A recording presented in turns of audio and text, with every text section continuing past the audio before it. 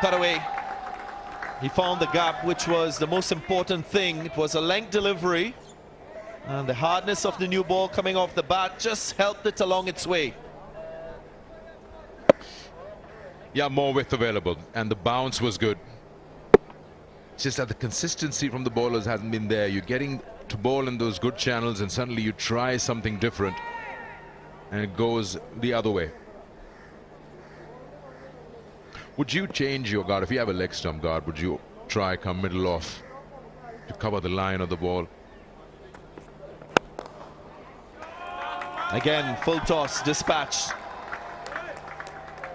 Consecutive boundaries. Exactly what you expect in the power play. Captain Saad Beg doing the business quite early in this innings. He didn't hit it hard. It was a full toss, got in the meat of the bat. The placement was the key.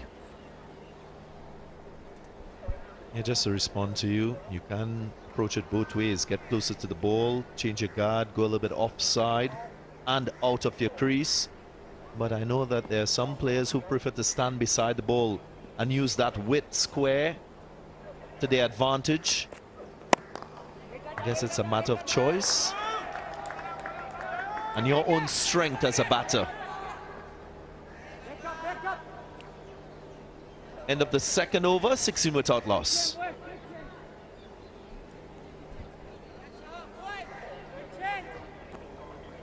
I like the part where you say that get out of the crease and meet the ball early, so allow lesser time for that bowler to get the air. His length becomes shorter, he pulls the length back a little bit. But then in the T20s, you also as a batter in your mind have it that I need to cash out on the power play. I need to hit the ball. So if you're looking to score big or get those boundaries going, probably one key would be if you're really flashing at it, flash hard and clear that 30-yard circle, then you're safe.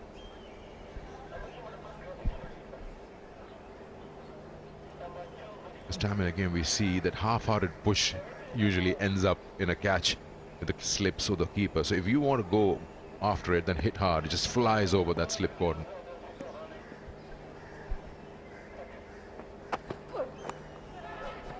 Fine edge, soft hands, kept it down. Wasn't a slip in play, so it was fine enough to beat that fielder in deep third. You just get a feeling he's more of an offside player. He's finding it tough with that ball coming into his pads. Just closing the face, no, or just opening the face. He really didn't intend to play it in that direction. Again, that hesitant push.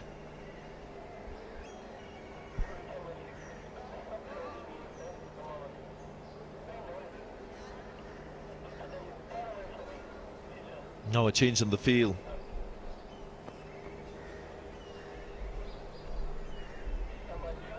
Captain Shamil Hussain using the first slip.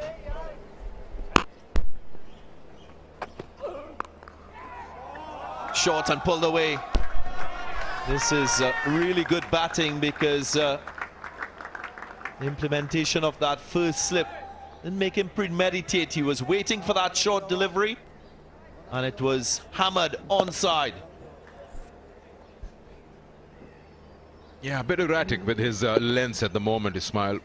He's trying a little too much. You just get that feeling. He's got a very strong offside field. And he's bowled a shorter one just around the shoulder. So he's quick. Anytime anyone tries to pull, he's going to go behind the square. So your square leg doesn't also come into play. Slip comes out again.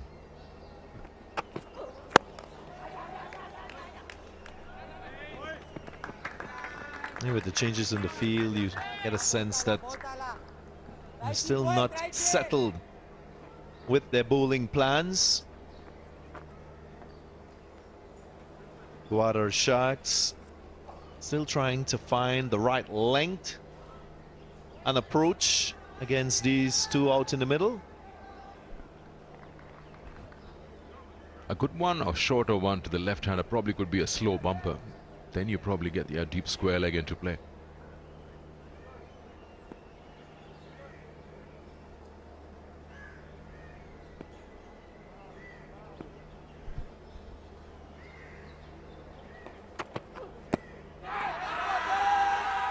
Another play and a miss from the right-handed Arbas. I'm surprised there's no slip in play for the right-hander, given the fact that the ball is moving away.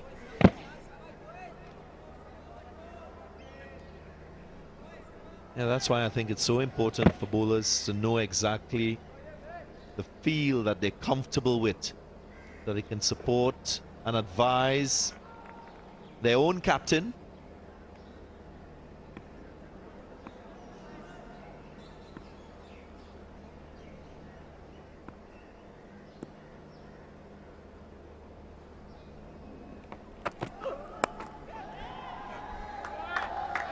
Went for the cut shot, flew off the outside edge and gone for four. Fifth four of the innings so far. They're racing along. He's only himself to blame. He's bowling a fuller one and then he drops a short one. That's been the pattern in the over. He's done that to the left-hander as well. That's a clear case of flash hard at it and the ball just flies. There's no chance for third man to come around and cut it off. Sometimes when you talk about leagues or franchise cricket around the world, you've got international players playing, so the captain knows who does what. Here, we just got to give it to the captains in these teams because they're still trying to understand which players has what strength.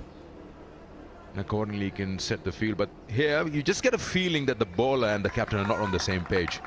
So if you're going to bowl one fuller one swinging away and the next one, the short one, he doesn't have the feel for it. Last delivery was a no ball, so free hit. Already 3 fours in the over, 14 runs already with 2 legal deliveries left. Nails a yorker. Excellent stuff, but very unfortunate for Ismail. He concedes another 4. Yeah, it was a good ball. And Arbas did well to dig it out. That inside edge just ended up with a boundary. He wouldn't have been out. It's a free hit. But yeah, that was a good ball. And in just no time, very quietly, Hunters are at 12 runs and over at the moment. 34 for no loss.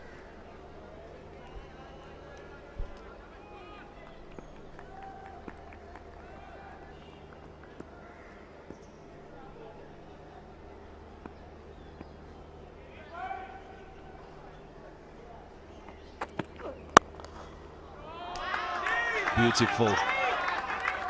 That's a gorgeous looking stroke to end the over. Didn't try to overhit it. He just presented the full face of the bat. That will do the confidence of Arbas a whole lot of good. 3 overs gone. 38 without loss.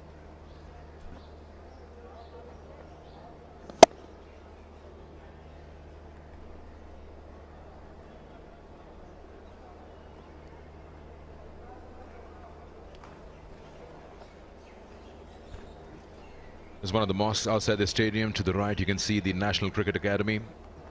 The areas where the Pakistan team, men and women, and all the others practice. It's got a housing facility as well. And if you move further right to the ground, you've got one of the biggest hockey stadium with the largest capacity in the world. Got a football ground as well. It's a beautiful mosque, isn't it? It's just right at the entrance where we get into the ground room. Pakistan Junior League in full swing with match 5.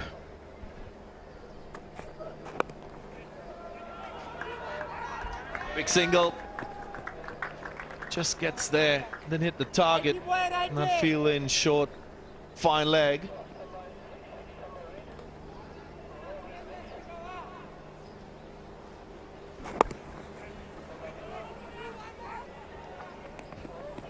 They're off to a good start. Now they can utilize and capitalize on it. They've got 39 just at the start of the 4th over. And they didn't mess up a good start last time around. Hunters were out.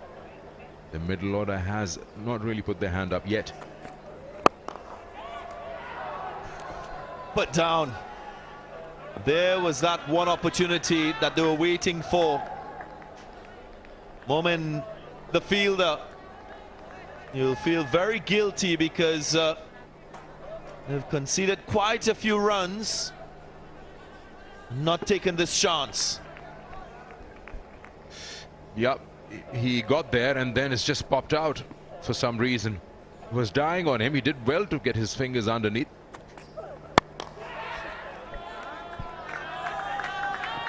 Using the aerial route once more, and it's another boundary. Runs flowing. Very good batting from these two openers. Yep, 2 full on that occasion. The drive was always on, and this time he elevated that deliberately over the circle. And once it passes that, you're never winning that race as a fielder. Good effort though from Shamil Hussain, the captain. He's a tall man, but the ball still just races away. It's a fast outfield.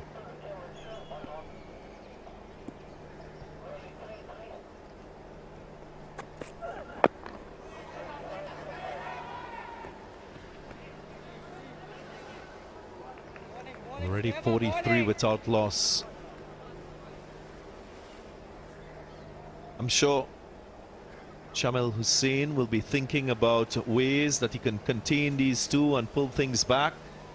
Must start with advising his bowlers to get a little more consistent with their lines and lengths. That tight off-stump line, so crucial to contain run scoring.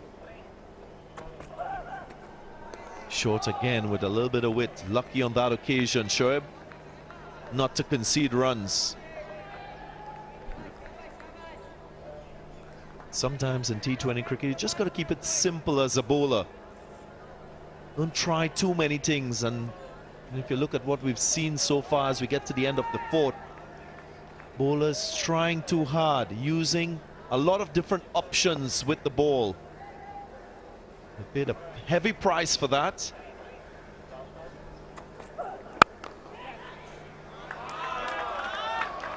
Beautiful shot on the up.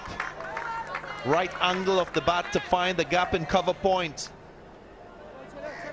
Second boundary of the over as we end the fourth. That's good bat presentation. Wonderful timing. Still played it close to his body.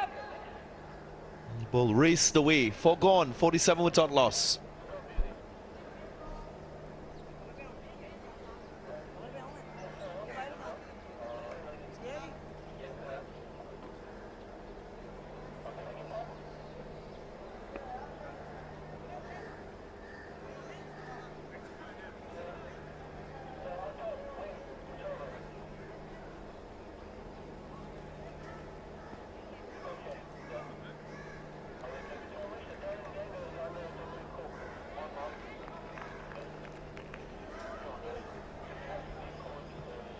New bowler being used.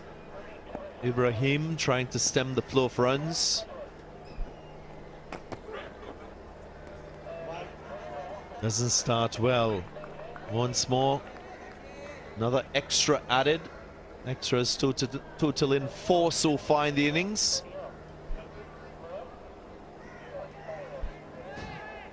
Daniel Ibrahim is from England, the overseas player.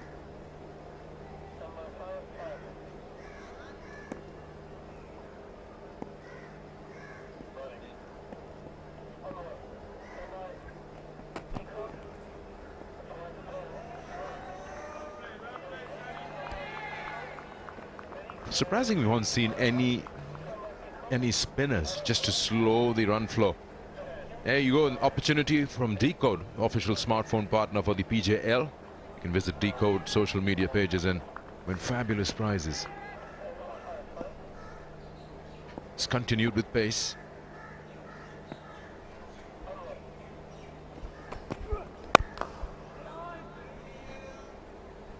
Yeah, sometimes it's important for you to test the different style of bowlers in your team. Oftentimes you see a grass surface, you think that spinners mightn't play an important part, but again, we've seen in this tournament, it's not necessarily the turn that troubles batters. It's that control and accuracy and those deliveries that run on straight.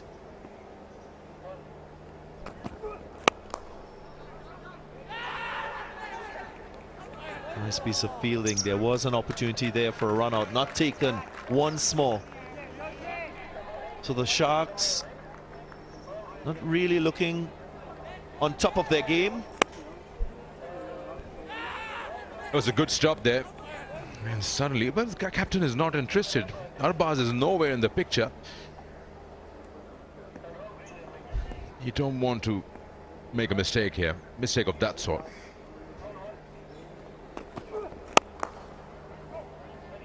More runs driven through cover, and the chase has been given up. So that's a 50 for the batting side. The Hunters look like a different unit today.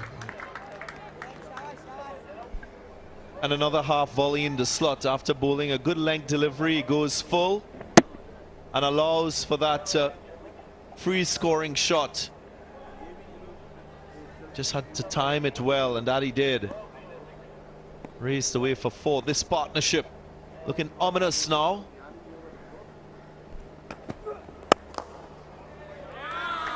And again, a dazzling stroke once more through the offside. We've seen quite a few like this in the innings. Captain Saad on fire.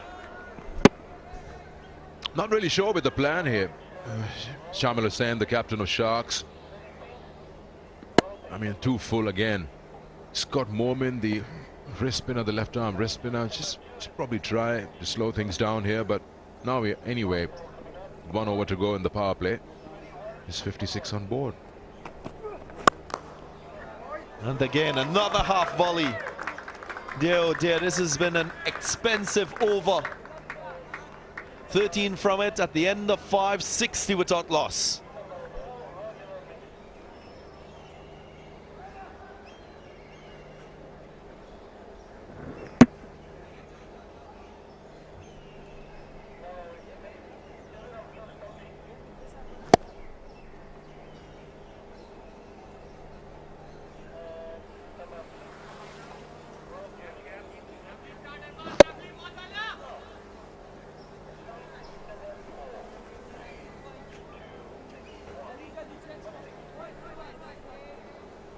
Runs from that last over then. 60 without loss.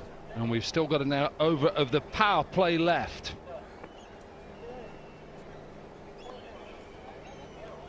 Sharks at the moment have not got their plans right. In their first game, the Hyderabad Hunters, they were 52 for 1 in their power play and ended up being 113 all out.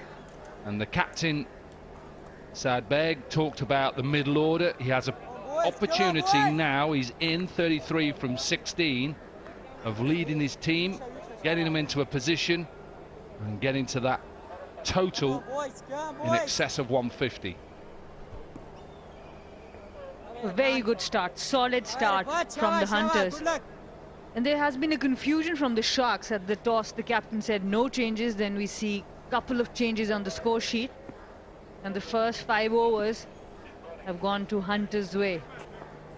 Yeah, it was so strange, wasn't it? We were down doing the studio and he was interviewed by Sikandar and he said, oh, no changes. Yes, you have. You've got 2. Checked in the air. This could be the first wicket. Who wants it? Dropped. Second drop.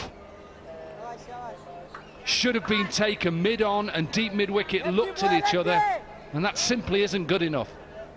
And that's the second drop by Momin Kamar, the wrist spinner. He was able to grab a few in the last game, but not this time. Easy catch there. How costly this will be, because both these batters are looking really good at the moment.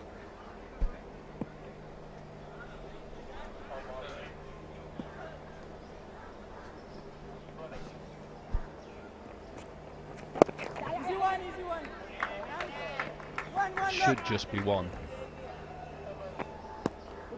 You can see, Sana, we're what, into match 5 now, and both these sides have played games. You can just see, of course, the Sharks haven't started well here, but the batters look a lot more comfortable. It's like they're understanding the surface now and understanding what to do. We saw that yesterday in really both games. How to build a total batting first, and that was the Sharks, who got themselves to 150 and then defended. And then that chase yesterday, the Royals and Basit Ali. Wow, what 100. Aaron Sami. It happens so often that when you're nervous, you tend to do things very quickly, and that's what we saw in the initial games, that the batters wanted to express all their shots very quickly in the first few deliveries. Now they are taking their time. Where's that? You need to take me to there. It's just round the corner, isn't it? It's within the complex, isn't it? Right next to the stadium.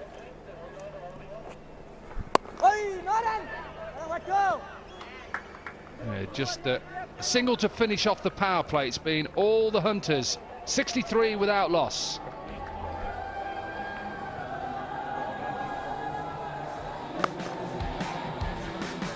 And it is all about Saad Beg, the captain of the Hunters, and Arbaz Khan. They were brilliant with the bat, excellent timing, and some misfielding and some bad bowling helped them along the way, but overall nothing to take away from them. Again, we saw a missed opportunity from the Sharks.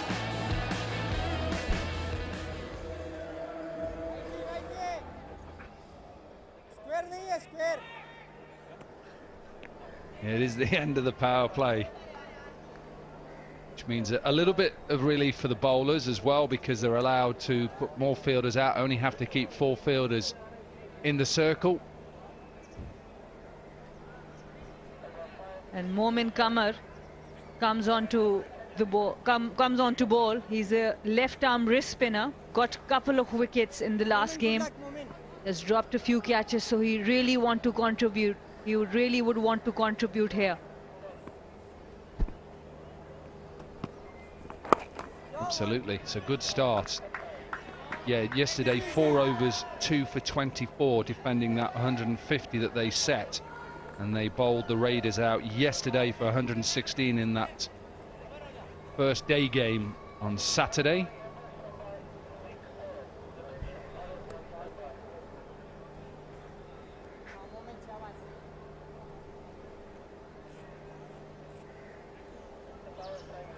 Tie them together, that might help.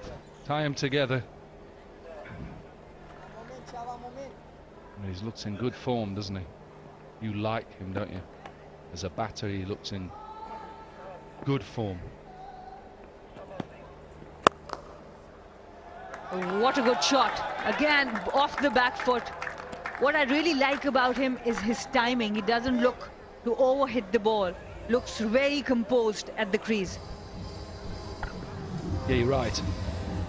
This one, the attempted googly that just sits into the surface, and watch, he stays tall and hits on top of the bounce. And once it gets past extra cover, who is a little bit square, I think he needs to be straighter than that. Too much of a bigger gap between those two.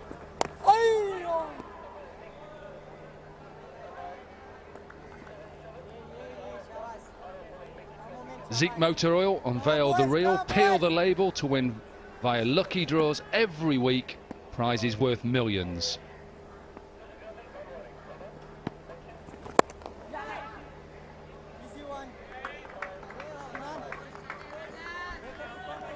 And good approach to a new bowler. 6 already of the first 4 deliveries. You put them under pressure straight away.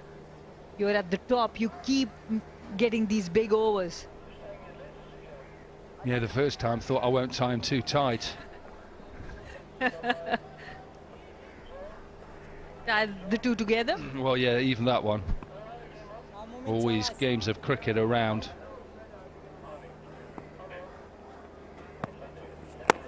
Bit of practice going on. Just to the side of the Gaddafi Stadium.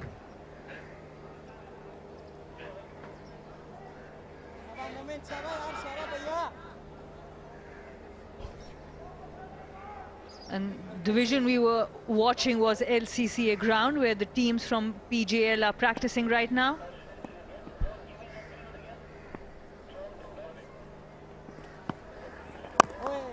Again, one that's just skids through. So the end of another over. 7 overs gone. 70 without loss.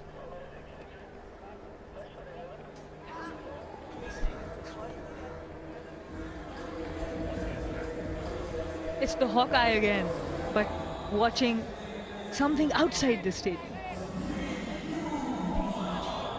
You mean the Cheen? Tom, you have been improving every day your Urdu vocabulary. I'm really impressed.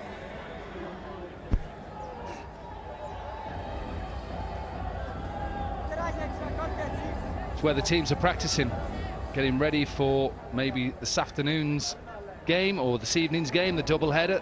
We'll see the Rawalpindi Raiders go up against the Mardam Warriors. That's our second game on Super Sunday. You just see where we are in the distance. There it is, the Gaddafi Stadium. And on the right is the National High Performance Center. On the left is the hockey stadium. Easy one, easy.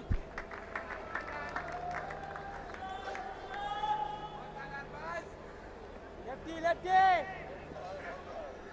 Let go. And this is the phase of the game which is going to be very crucial for both teams, because these spinners, Arafat Minhas and Momin Qamar, bowled really well in the last match for the Sharks. And the middle order, if it gets exposed for the Hunters, that's where we saw some weakness. So these two batters would want to play maximum overs of these two spinners. Righty, boys.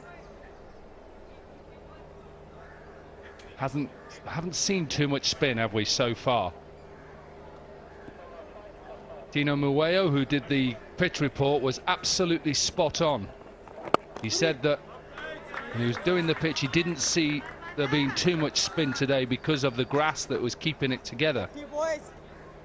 And hence why we are seeing now that the Hunters in a good position here.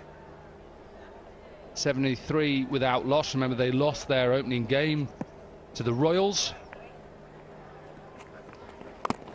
Oh, looks like it's a bottom edge. I don't think it's a chance. You can't call it a chance because it's a bottom edge.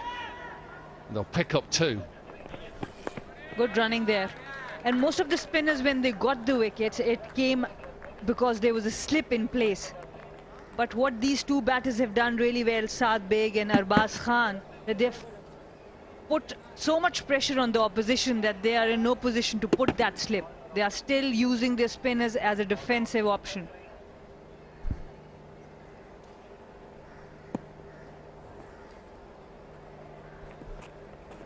Go. Easy, easy. Gets it past short mid-wicket. Rashid. Only pick up 1. Good fielding that, because that was travelling.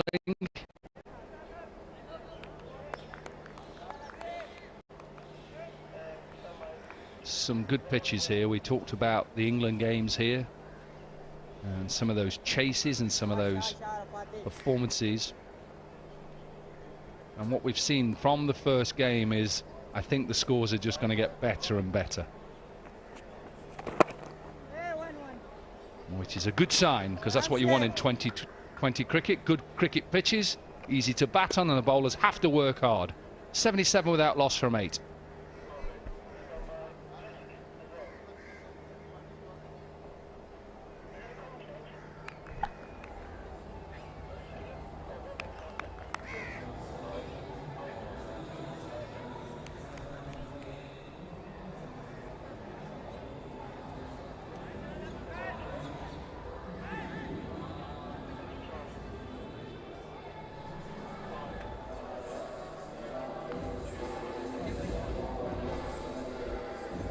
That used to be a Liberty roundabout. Now the roundabout has been changed because there used to be a lot of traffic there. Now it's much easier to navigate through that very important monument in Lahore.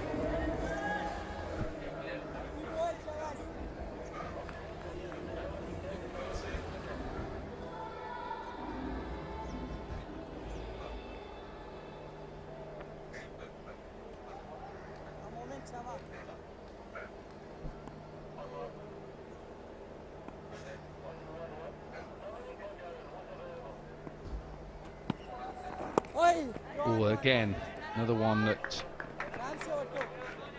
a little bit of a googly again, so going across. Amazing how you see a left arm wrist spinner now. I'll go back to my era, which is a long time ago. Somebody called Paul Adams, who we hadn't seen, and he turned up in Kimberley playing for South Africa A, and we didn't know how we're going to pick him. A little bit of an unusual action, but could spin the ball, Paul Adams. Now you just see so many.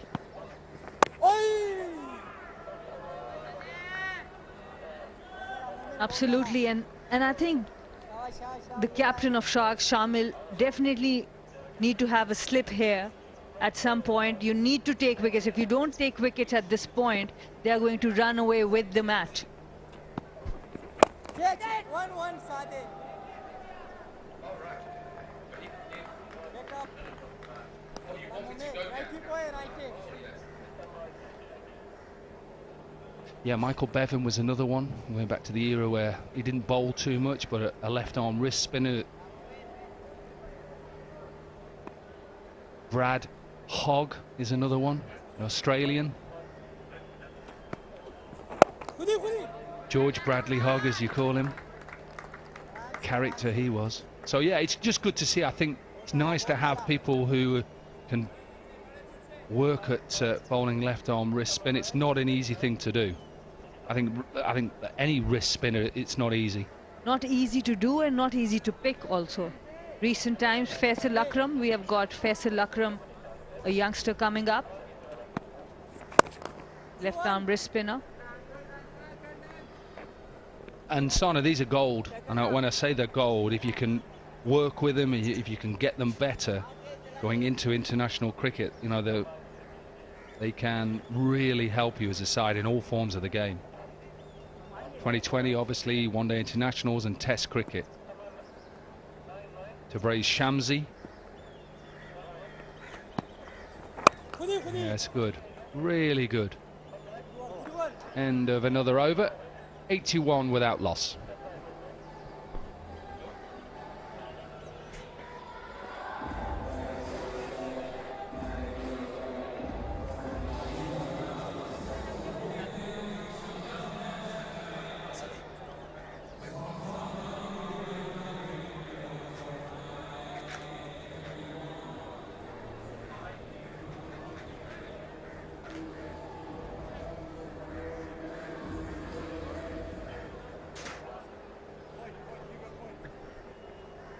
Very good power play phase. And then the run scoring continued. Run rate of exactly 9.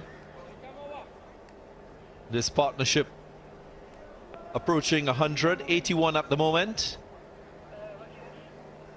Saad Beg on 45 from 28, 8 fours. It's been a very, very good partnership. Right tempo to the innings set by these two. Good luck, good luck.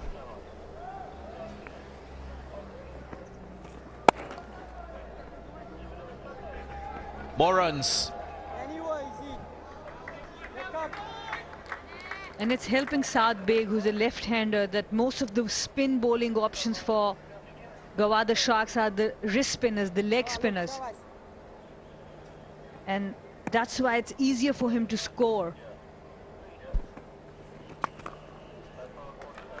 Full toss down the leg side and dispatch. Gets the treatment, a real gift from Benkenstein, and allows the captain to get to his landmark 50. First 50 for Saad Beg. It's been a fine knock by the captain. An excellent knock there. In the first match, he wanted to bat first. This time, he was asked to bat first, and he has batted really well. The wrist spinners bowling into his arc most of the time. This time, a gift, a full toss. And the Sharks are missing an off-spinner. They don't have any off-spinner in the bowling lineup, or that we have seen. So the wrist spinners going into the arc of the left-hander.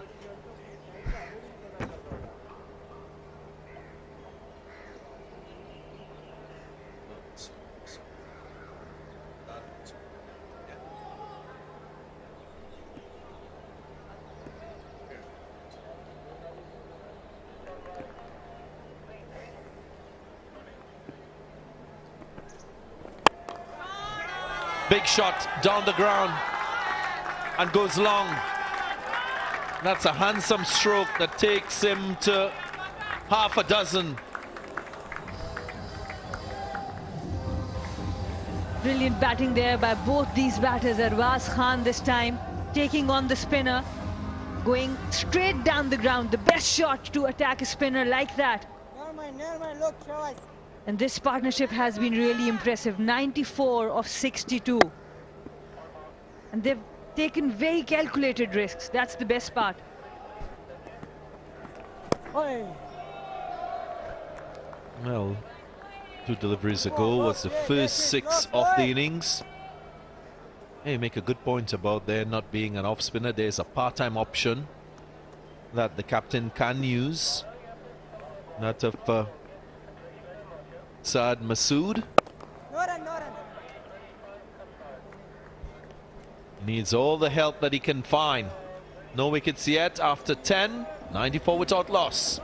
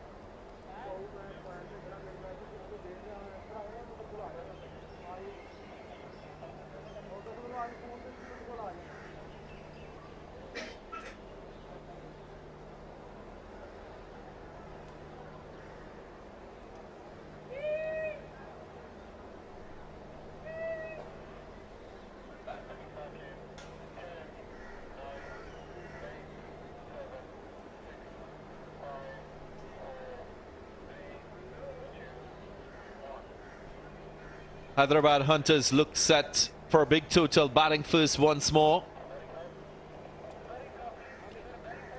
Opening pair still at the crease. And they did a great job in the power play, producing 63 without loss. And at the moment, 94.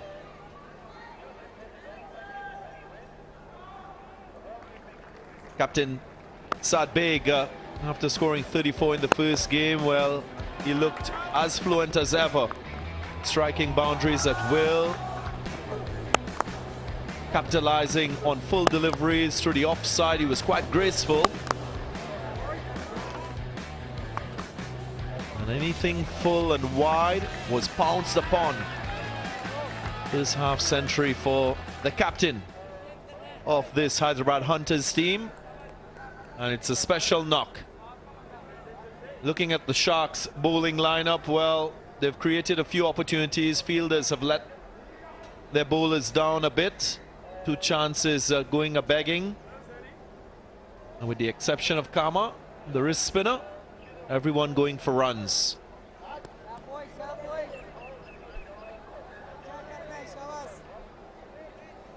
Tino Mawoyo alongside me. Tino, what's required here? Well, for the next 5 overs, exactly what they've been doing. Continue to rotate the strike when the opportunity for boundaries is there. Do that, run well between the wickets. They've got a fantastic platform here.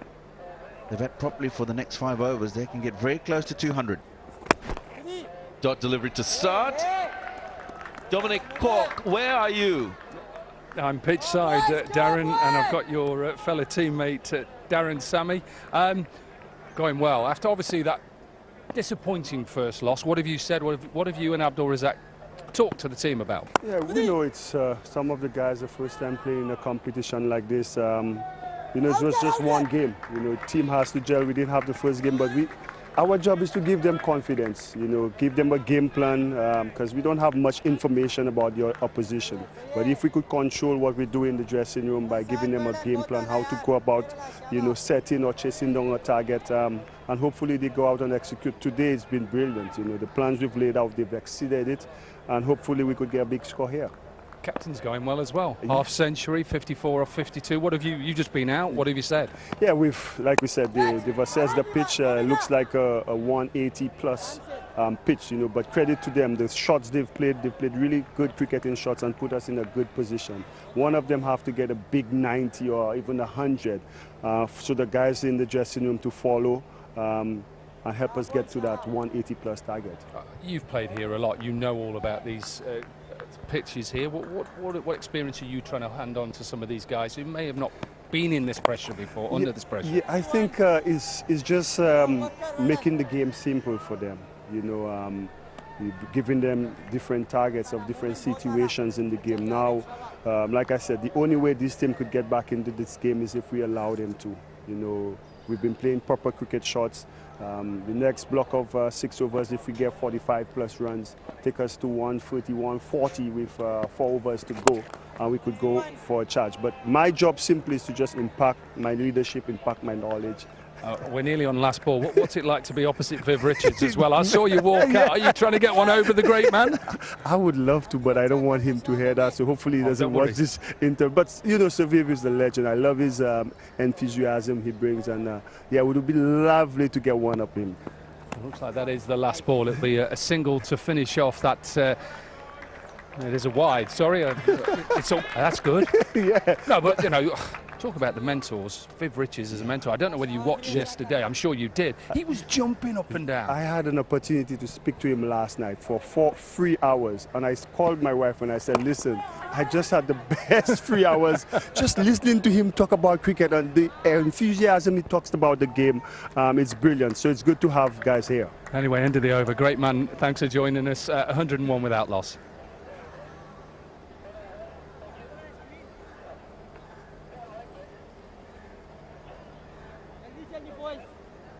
Good work, moment.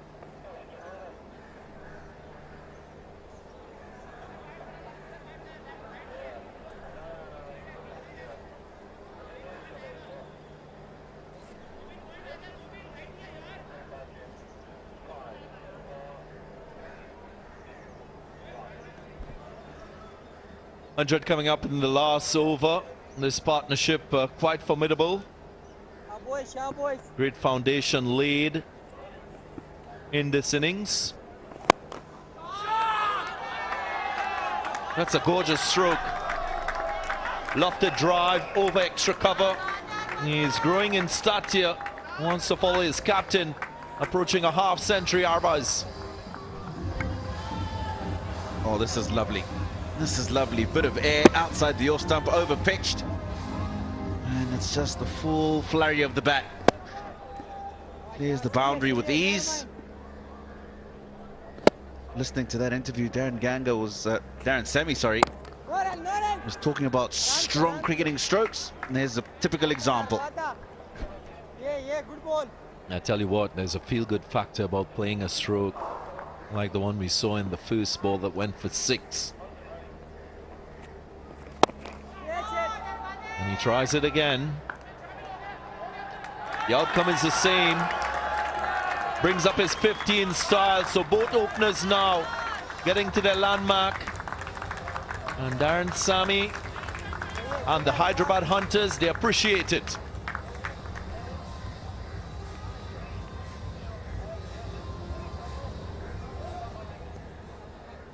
Arbaz Khan, this is even better than the one before. That's it. Make that 3 in a row. It's raining 6s in this over. Well, there's something about these two that you have to appreciate. Their skill and their class on show.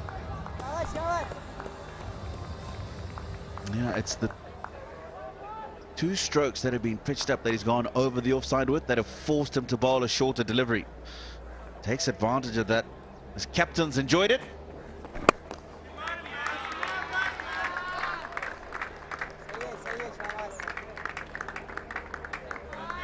Okay. 19 already from this over, 120 without loss. As we approach the end of the 12th over, this could easily be a 200 score set. Batting first by the Hunters. 2 is the call, but they settle for 1. 12 gone, 121 without loss.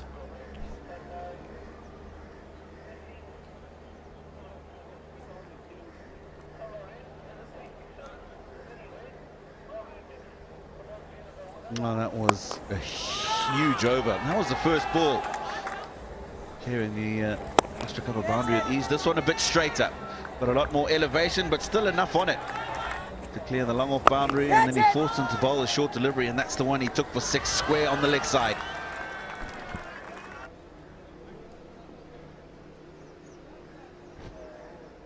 Technical staff on the bench just appreciating the wonderful innings from this man, Arbaz. 10 and over, 12 overs in. They are really set up here, Darren Ganga, for a massive first innings total. And importantly, they've improved from their first game. When they batted first, they lost quite a few wickets in the middle phase of the innings. Remember, against the Royals, they were 52 for 1 after 6, and then at the end of 15, they were 90 for 7. So 6 wickets lost in that middle phase when they batted first. Not today. That's a significant improvement by this Hunters side. The other thing too is this man on screen got a start. Got 34. But on this occasion, he's gone past 50 and carrying on. Was there pad first or bat first? I think it might have just been bat brushing the back pad as he brought the bat down.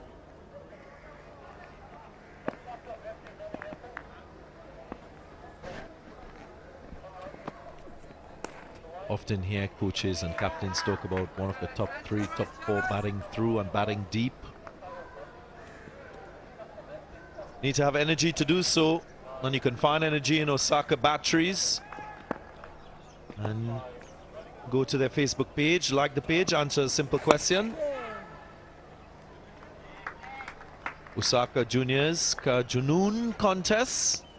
You can join on, be a part of it, and be a winner.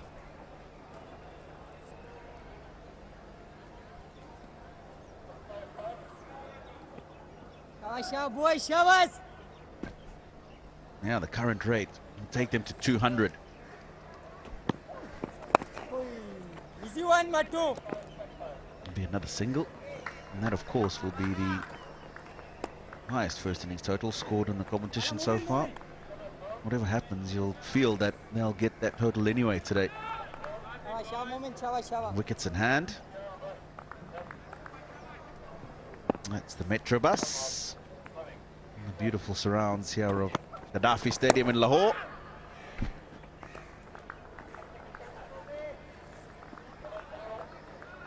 He's been the one bowler that has bowled with good economy. Kama approaching the end of his complement of 4 overs. He's only conceded 23 runs. Hasn't gotten a lot of support from his fellow bowlers. And there it is, the end of his spell. None for 24 in 4. A shining light in this bowling lineup for the Sharks. 13 gone, 127 without loss.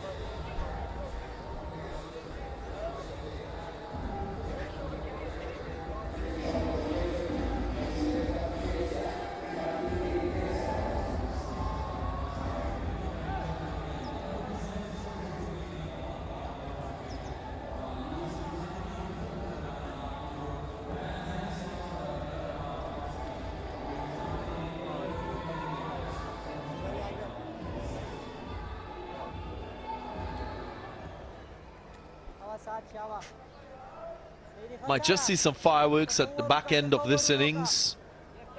Full complement of wickets in hand for the Hyderabad Hunters. It was refreshing to hear Darren Sammy talk about giving confidence to the young players. I guess that's so important as a youngster to hear words of compliments from former players and greats of the game. The ideal confidence for you to perform. Was Ariel. Didn't quite time it. Tino Mahoyo, have you had similar experiences growing up as a young player with players that you looked up to, giving you confidence and a word of advice? Definitely. One of them, the great Sir Vivian Richards himself. I had a test match in Barbados back in 2013. He came into the Zimbabwean change room after the game. Didn't speak to me in particular, but the whole team as a whole. The tour didn't go so well for us, but his words of encouragement were the ones that were set in stone for me anyway. He's letting you know you've got the ability to play the game, you've played the game. It's just about the mental battle when you get out into the middle. And that was for somebody who was playing test match cricket at international level. Now imagine what it can do to youngsters of 15, 16, 17 years of age.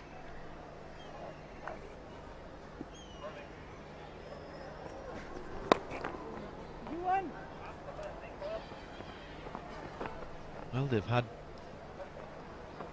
the chance to interact with Sir Vivian Richards and quite a few more mentors around that they can interface with.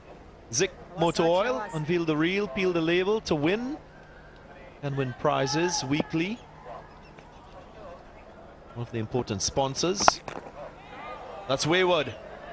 A real gift, but he doesn't get it over the boundary line. Finds the fielder. He'll be so disappointed. Sad Beg just finding that fielder when he was well set on 64. The breakthrough finally coming for the Sharks. Yeah, looks like they're just going to check. Have a discussion anyway, the umpires, between the two of them, or whether it was above the waist. All right. Fair delivery, no problems there. Wasn't from a fast bowler too, so there's no danger in that delivery. Fast, full pitch delivery above the waist.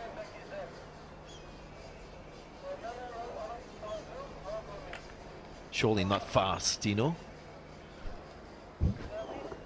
No, not fast. And because of that,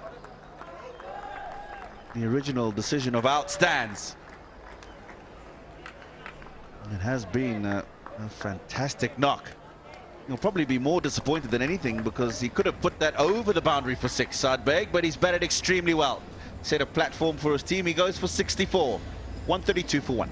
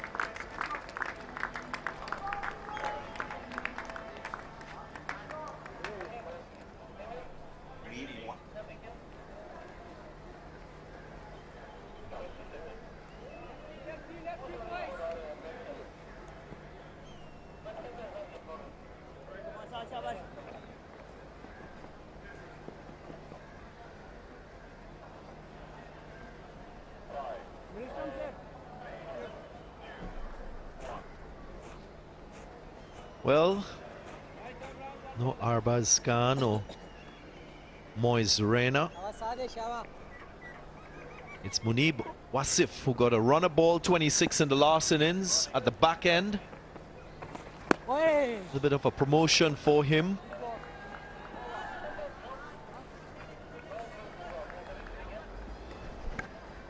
That's the wicket. And he could have hit that anyway. He'll be disappointed because he's batted really well up until this point. There we go. Vivian Richards celebrates another wicket.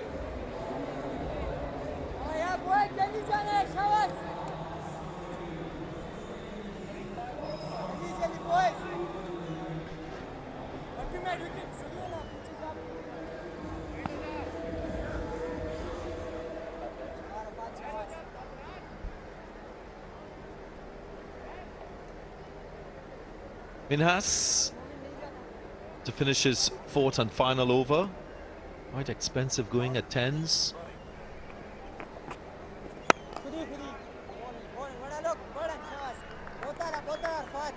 Might just want to bowl more deliveries to Wasif, the new batter, as against the well-set Arbaz.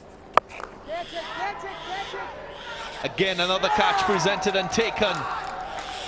So after putting down 2, we're seeing a difference in the fielding and catching from the Sharks. Second wicket down. The other well-set batter has to go. And that's been very good up until now from the Hunters.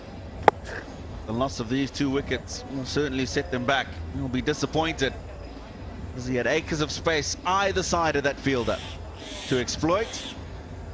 Abaz picks the man out on the boundary. He goes for 61. Hyderabad lose their second, 132 for 2.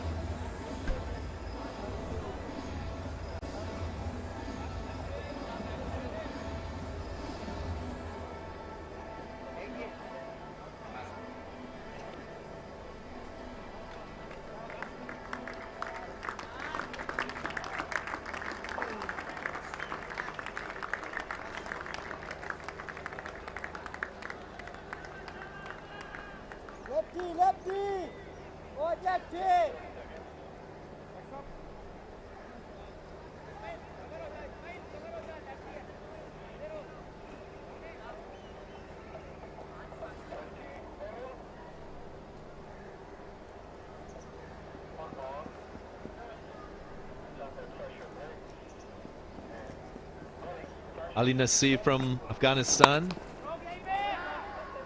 one of the overseas players in this Hyderabad Hunters team.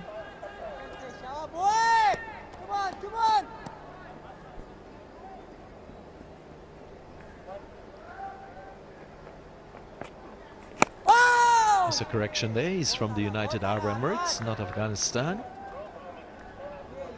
And he's here because another full-length delivery. Was searching for that sweep in front of square. Just found the fielder. Didn't try to pick the gaps. Followed a similar fade to his captain, Side Beg. Was also set.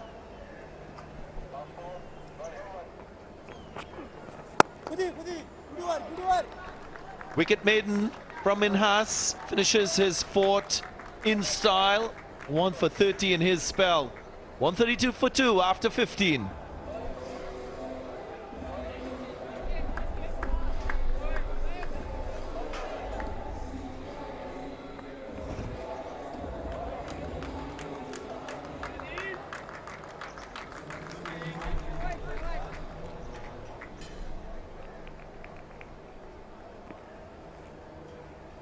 Sada.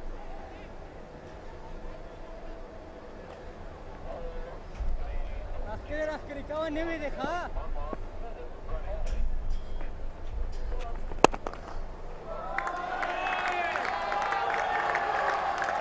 Another boundary. Another over begins with some runs flowing for the Hunters. It's a different Hunters side today. The way they performed in the first game, and today they've really worked, I think, on all the areas that were lacking in the first match, in their first outing. And today, to their liking, Sharks have also been pretty ordinary in their bowling. The lengths have been very erratic. Some very good stroke play that we've seen, and from what we have on the scoreboard, 136 for 2. And with 4.5 overs to go, we're probably looking at breaking the 170-180 run record here, which was a high scoring game last night.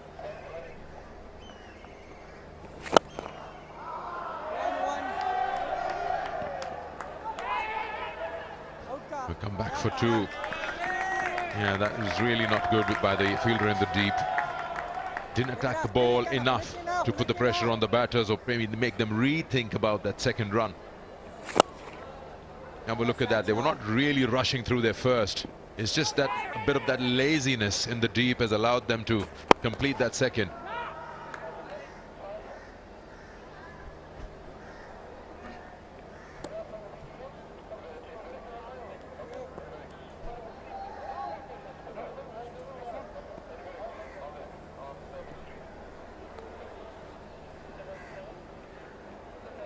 Yeah, it's been a good start. Speaking to Darren Sammy, they were thinking 175 onwards. That's what he said when he went out with Abdul Razak at drinks. Another wicket. An absolute beautiful delivery from round the wicket, a googly. And it's the end of Nazir. Yeah, he went too far back in the crease, also exposing the stumps, only to realize that the ball has rushed onto him. And with that grip and turn, he's nowhere near. He was expecting the ball to come in with the angle. Has missed his bat by almost 1.5 feet. Well, Sharks need those wickets at the moment to stop them from getting those big runs. Ali Nasir goes for no score at about 139 for 3.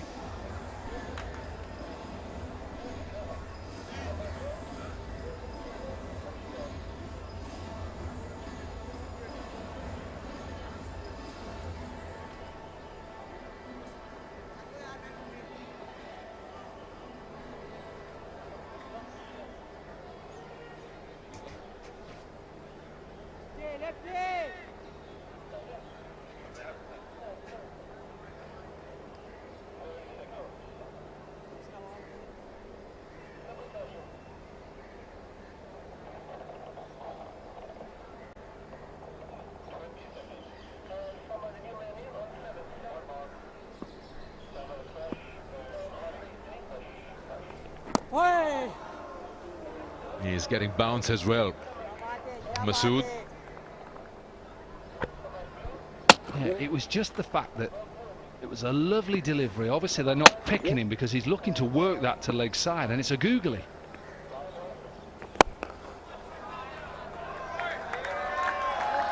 That's a boundary again. So the boundaries are coming in. There's a second one in the over. We'll come back to that. It's 143 for 3. 16 gone.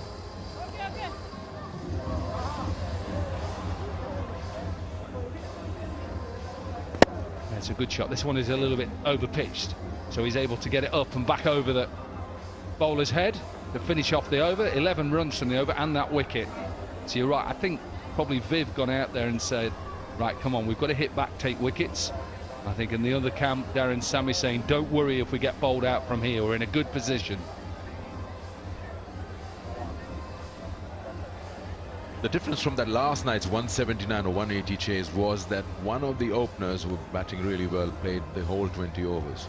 Now to lose both Saad and Arbaz in quick succession brings in new batters to crease. And that just stops that run flow to a certain extent, though they've still got 2 boundaries.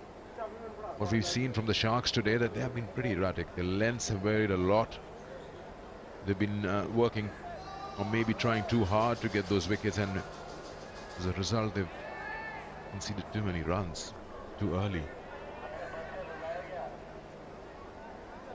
I don't know if I'm being too harsh, but the excitement level at this age is, of course, in a different zone.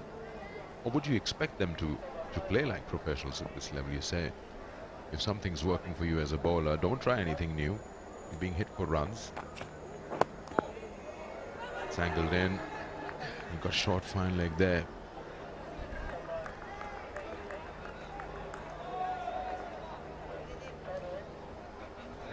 But the Sharks captain was pretty sure that they've got a good batting lineup. They can chase anything down. But you don't want to be looking at the scoreboard and saying 180 to win. That's the last over. Previous over, I beg your pardon. 11 of it.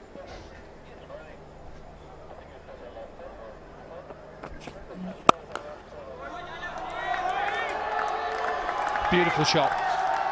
This one, a little bit of a slingy action. This is the 8th bowler now in Adnan Iqbal who's come into the attack round the wicket. A little bit of a slingy action, bit of pace. Look at that, and then it's just slapped. Exactly what Darren Sammy has told them to go out there, free their minds, don't worry about being bowled out. You're in a position now to perhaps get to 180, 190. Don't be frightened. Happy coach, happy mentor.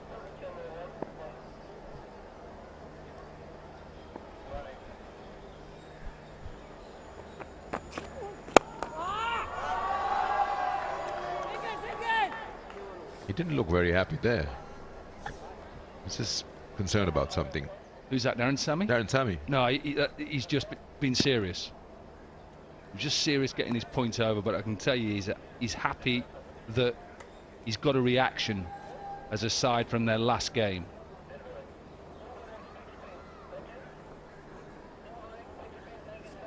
Opportunities for our viewers or people who are coming in. And there's not one, quite a few ways you can win lots of prizes. We'll talk about that.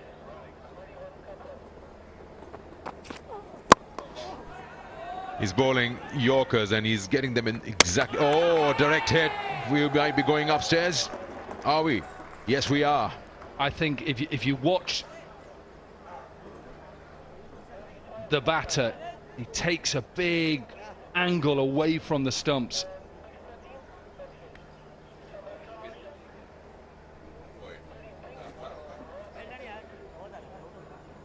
Normally direct hits are close. This is close, close, close. Got to be gone. Gone. Grounds the bat, but look how wide he is. He's come really wide away from the stumps, worried about the ball hitting him. And it only needs, what, a couple of more inches, it'd have been home. So a good piece of fielding. Shamil Hussain, the fielder, who was at mid-off, direct hit. And all of a sudden, the Sharks, though, they're hitting back. Afaq Khan gone for 4. 148 for 4, Hyderabad.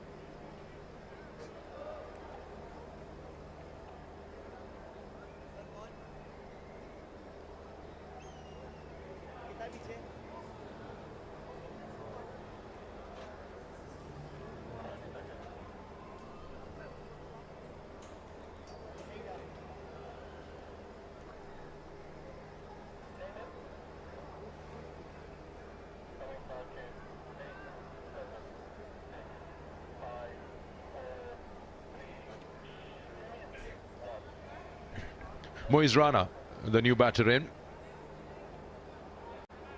Scored a 21 in the first game, the first outing Hunters had. Still, they can get to 178 at this 8.8 runs and over. What you don't want to do is just keep losing wickets.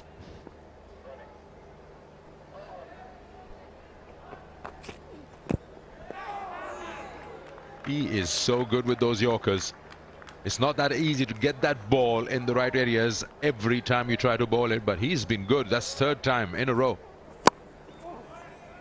Yeah, interesting observation. He's trying to take evasive action. Oh, wow. He's gone really wide. He would have made it in the crease, but at least by 1.5 feet.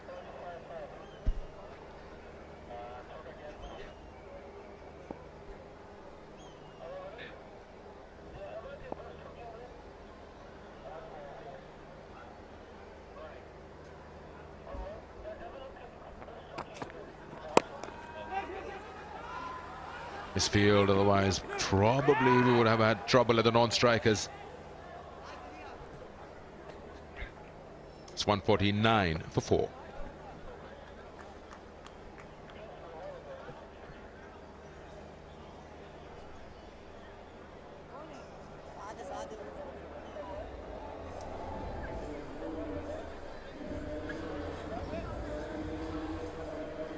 So 149 for 4. There's been a bit of a fight back, hasn't, from the Sharks, and I think this is because this man came on speaking to them, telling them to keep together. They've still got a job to do, even though at that time the Hunters were completely in control of the game. Non down, Darren Sammy speaking to me, big smile on the face. When he talks, you listen. Just look at how animated he is, how much he wants them to just go out there and work as a side. Even Mushtaq Ahmed, look, agreeing with everything. Absolute legend. And at the moment it's working. They're fighting back hard, and that's what he'd want as a mentor. It's just a fight. If you go down, you go down. If you lose, you lose, but fight to every ball. Scrap hard. That's hit him right in front. I was thinking the umpire's taking a long time to give that decision. That's hit him somewhere. Is he referring it? He's referred that, but I don't see any luck coming the batter's way. Well, I'm not sure he doesn't get a little inside edge. I think if you look, the bails light up as well. I think the ball hits the stumps. I saw something light up as well. I might be needing glasses, but I'm sure I saw this. I have to go through the process. Once he hits, that's fine. So we know that that's a legal delivery. Now we have to see, does he hit it? Because you'd expect if the batter's gone up straight away, he may have got a little nick on it. Let's have a look. Pitch is outside. Does it hit him in line? It hits him there on the inside leg. Watch, it goes through. I don't know whether we can actually just run it on, and then I'm sure it hits the stumps and lights up, but it doesn't knock the bails off. Well, let's find out later on after the impact. Is that the keeper's gloves are also pretty close to the stumps? You feel that he might be saved with the height? I highly doubt. He's been given out by the umpire, the on-field umpire. It's got to miss completely. Well, here's the process. Obviously, we know it pitches outside line. That doesn't matter. It's the impact. Now, it's high. We know that it's high. And I would always say to any third umpire, anybody there, just look at the wicketkeeper's gloves. Where will the wicketkeeper take it once the ball, if it wasn't hitting the batter, would it go on and hit leg stump, or would it be high? Given out on field, third umpire now is just communicating to the on-field umpire. He's saying, stay with your on-field decision, out. So again, Viv Richards, that pep talk is working. They're fighting back hard. It is the end of Munib Wasif.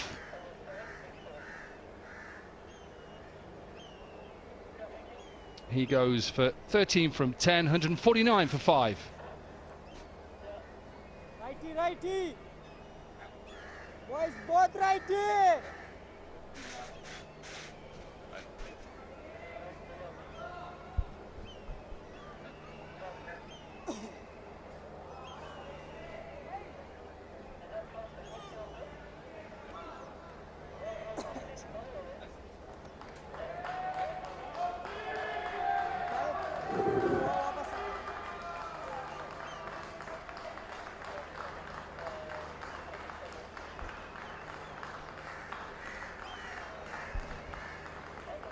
In no time, they're 5 down now.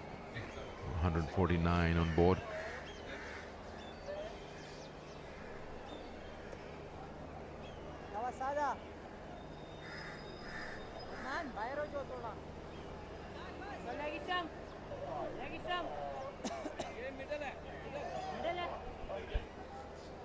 Arslan Iqbal, the new batter in. He's got two new batters. Can they accelerate? It'll be a shame if they don't get to 170 because they've really worked hard to get to 149 with the 2.5 overs to go.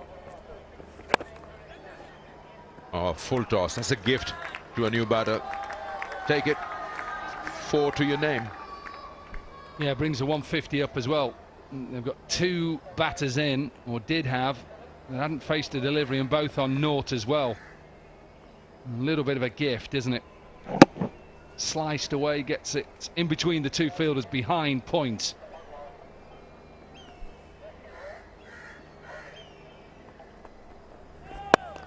That's a no ball and a full toss. I don't have an explanation to that. We got wickets coming your way, and suddenly two full tosses, now a free hit. Now many times as a new batter you get that. Spinners bowling no balls, no. Good call. Very good call. Free hit.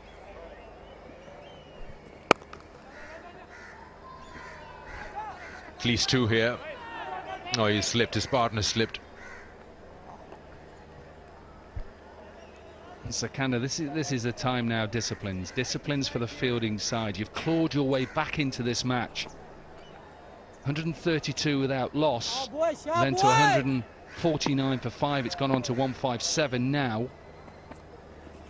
Finish the game off. Direct hit again, and the umpire wants to look at it. Looks a bit closer. Looks like he's probably okay. He had a little bit of a think about whether he should have a look at it. Absolutely fine. They all plant their bats in the crease instead of dragging it in. He's safe on this occasion, but you're right, last 30 deliveries, 32 for 5. They've lost all their 5 wickets in the last 5 overs.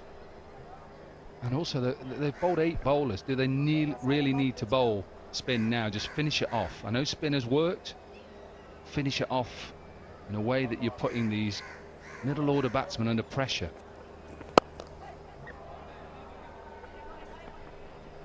You asked the captain at the toss, didn't you, about that middle order? At the moment, it's failing again. After such a superb start. So exactly what happened in their first game, when they were 52 for 1 in the power play, 113 all out.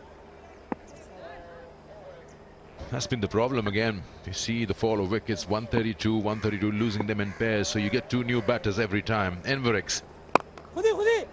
Solid energy. And all you can do is get yourself prizes, chance to win.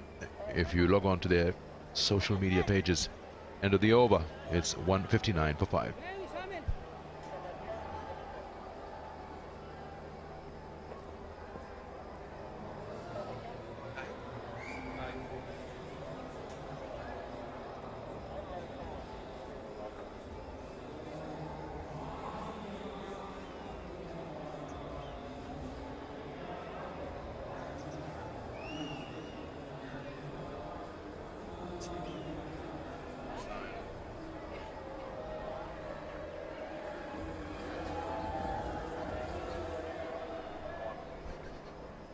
That's the problem. They follow wickets in pairs, and that's what gets you 2 new batters at the same time. So the momentum is lost. Just coming back to that referral or the DRS, I was talking to Tino about it. He usually gives very little away from his experience. Well, I always feel, it confuses you that it is an art. You gotta, perfect that. You gotta choose somebody who can give you the best call on a certain appeal. Usually the keeper, like you said. Keeper knows which way he's moving, so he knows where the ball is going to hit. But as a batter, when you know you've been given out on field and you go on and refer it, you got to be sure, because the only way you're saved is the ball has to completely miss the stumps. Just clears that circle. Will go to the boundary. Every time and again we've seen an over starting with a boundary that puts the pressure on the bowler. Yeah, Adnan Iqbal, 8th bowler into the attacked late on in the innings. His first over went for 6. And with mid-off up, be careful bowling and length deliveries. So I'm thinking, if I'm facing someone, I've been given out.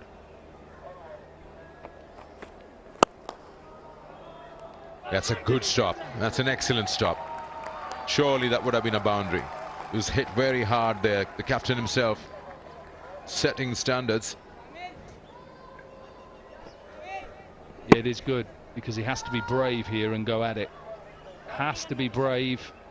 Get a hand on it. And sometimes I just don't believe it that the batter doesn't know he's got an inside edge or not. You ask your partner, how does it look? And your partner will never say, please leave. He'll say, okay, fine. Wide. Okay, that's above the head according to the square leg umpire. And that's why I said to you, he went up so quickly, I thought he must have got an inside edge on it.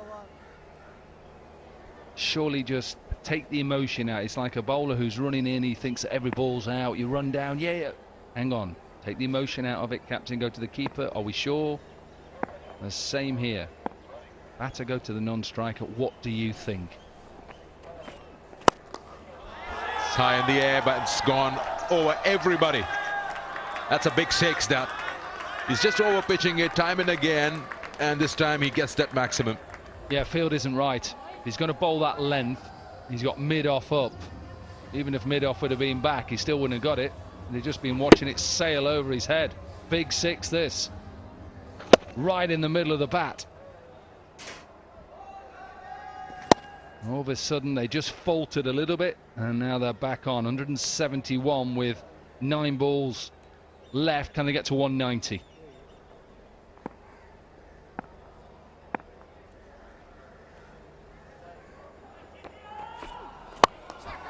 And again, but this time he hasn't really got hold of it. It might be safe. Just goes over the captain. And he finally slaps it back into play. And come back for 2.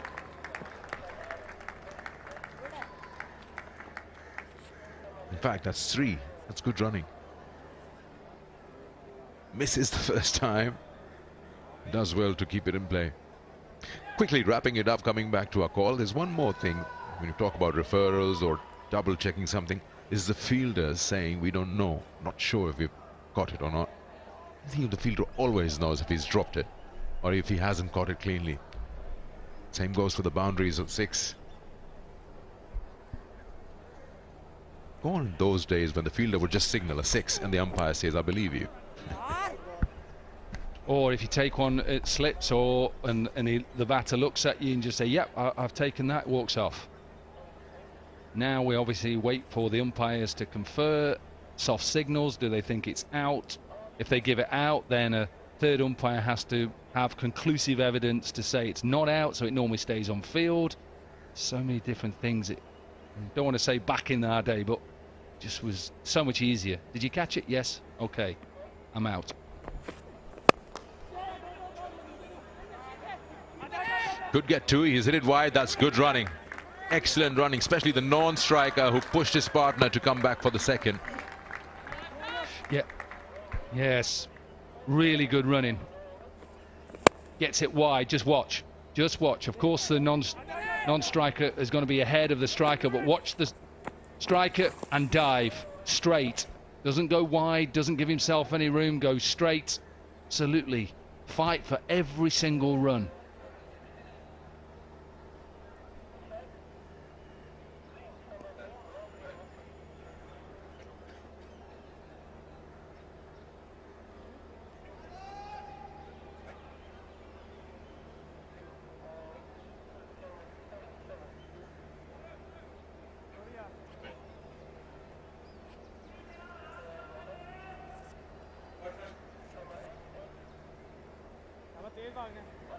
Well, we thought it was good running. There was a short run.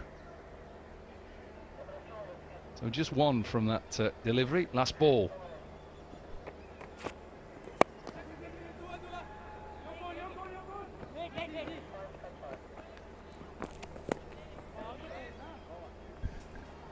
19 of the over, 177 for 5.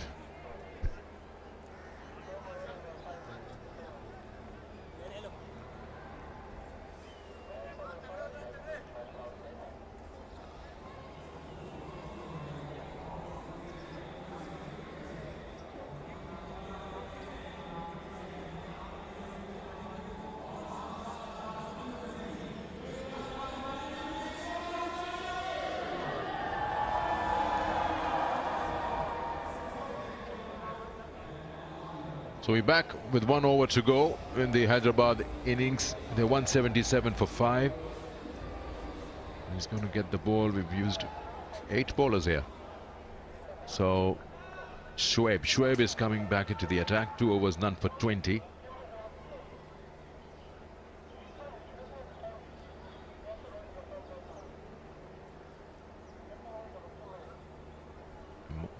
We might see the biggest score now. Till now in the Pakistan Junior League, we've seen 179 batting first. We've seen that chase down 180 last night. Hyderabad has truly controlled this innings right from the word go. Excellent delivery. It's dug that out well, coming back for the second. Field is pushed back.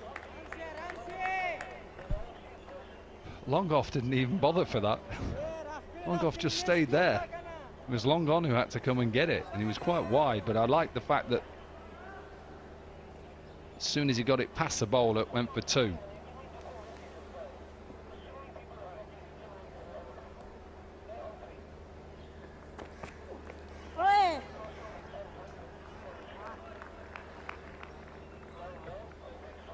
Equal score then from last night. Remember the Giants, who batted first, got to 179 for 6, and that was, like you say, chased down with 2 balls to spare.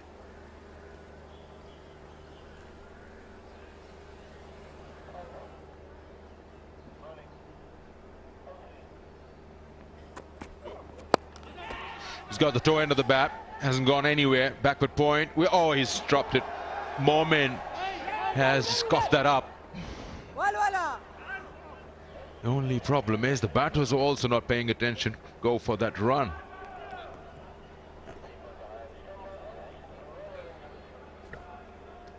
His 3rd catch as well, put down.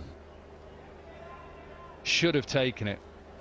You can say that perhaps got off put by fielder beside, but got to take them.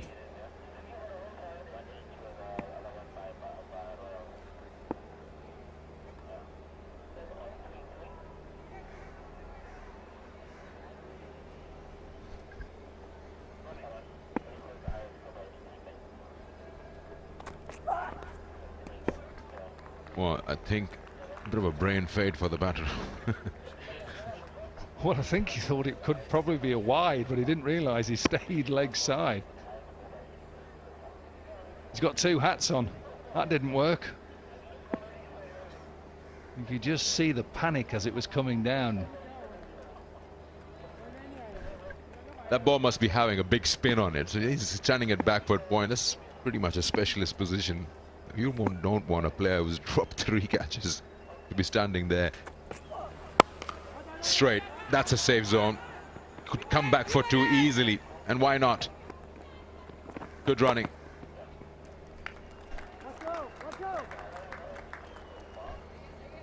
And now we have a new highest total so far in the Pakistan Junior League. 182 after that couple.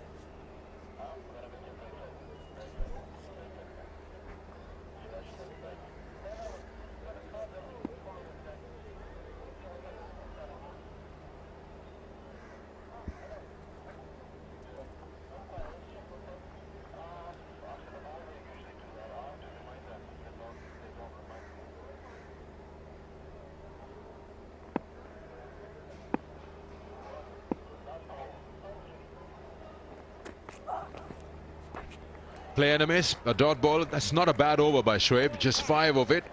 182 for 5. Hyderabad Hunters in their 20 overs. Good batting display. Completely different from what they did in the first game. And, well, The Gwadar Sharks would only have themselves to blame because they were hit for runs on some pretty ordinary bowling. Too many changes going on there. But as their captain said at the time of the toss, they've got a good batting lineup. They fancy chasing this down. It happened last night, so why not again? But don't take it away from the Hunters. They've come out with a plan to get some good runs going, and they showed some intent right from the word go when the power play started.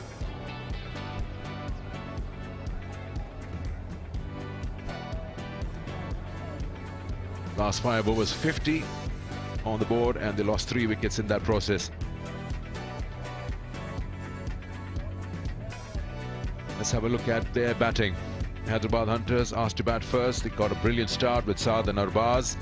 And then, quick fall of wickets. Eventually, Rana and Iqbal did well to add valuable runs, taking the side to 182 for 5. Partnerships to talk about, of course, the opening partnership, the 132-run partnership. That really got them going. And then 33 of 20 from Iqbal and Rana. 182 is a good total. 8 bowlers for the Sharks. Pick of the bowlers was Sham Masood, who was 3 for 26 and 1 for 30 for Arafat Minas. But Sharks, well, they could have a better day. 182 conceded. So, it's that time of the day. We head down to Roha and we have a player with her. जी मेरे साथ हैं इस वक्त hunters के opener Arbaaz Khan. आइए उनसे बात करते हैं। अरबाज़, टेरिफिक नॉक, टॉस आप हार गए, जब आप बैटिंग करने आए क्या स्ट्रैटेजी थी माइंड में? यही पॉजिटिव खेलना था, हमने कोचेस का प्लान था, पॉजिटिव इंटेंट रखनी थी और स्ट्राइक रोटेशन कितनी भी करनी थी उतनी, और पार्टनरशिप लगानी थी, यही था प्लान हमारा। पार्टनरशिप तो बड़ी ज़बरदस्त है आपकी। 132 रन्स की पार्टनरशिप आपकी कैप्टन के साथ, उनके साथ खेल के मज़ा आ रहा है? जी बहुत सारे जेल हैं हमारे प्लेयर, सारे जेल, तो यही था कि पॉजिटिव खेलना है और जितना लंबा खेल सके उतना लंबा खेलना है हम दोनों ने। अभी तक का हाईएस्ट टारगेट जो है आपने सेट कर दिया है। बॉलिंग की क्या स्ट्रैटेजी है? बहुत जी यही है कि हाईएस्ट हमने कर चुके हैं, तो बॉलिंग में भी हमारी ये स्ट्रैटेजी है कि जल्द से जल्द आउट करें इन्हें। हमारी बॉलिंग बहुत अच्छी है तो हम डिफेंड इजीली कर सकें। चलें, well done Arbaaz and all the best for this one. Thank you. Thank you. All right, so the work is cut out. Gwadar Sharks, they need to score 183 to win this at 9.15. We take a short break and we'll come back when they're ready to bat.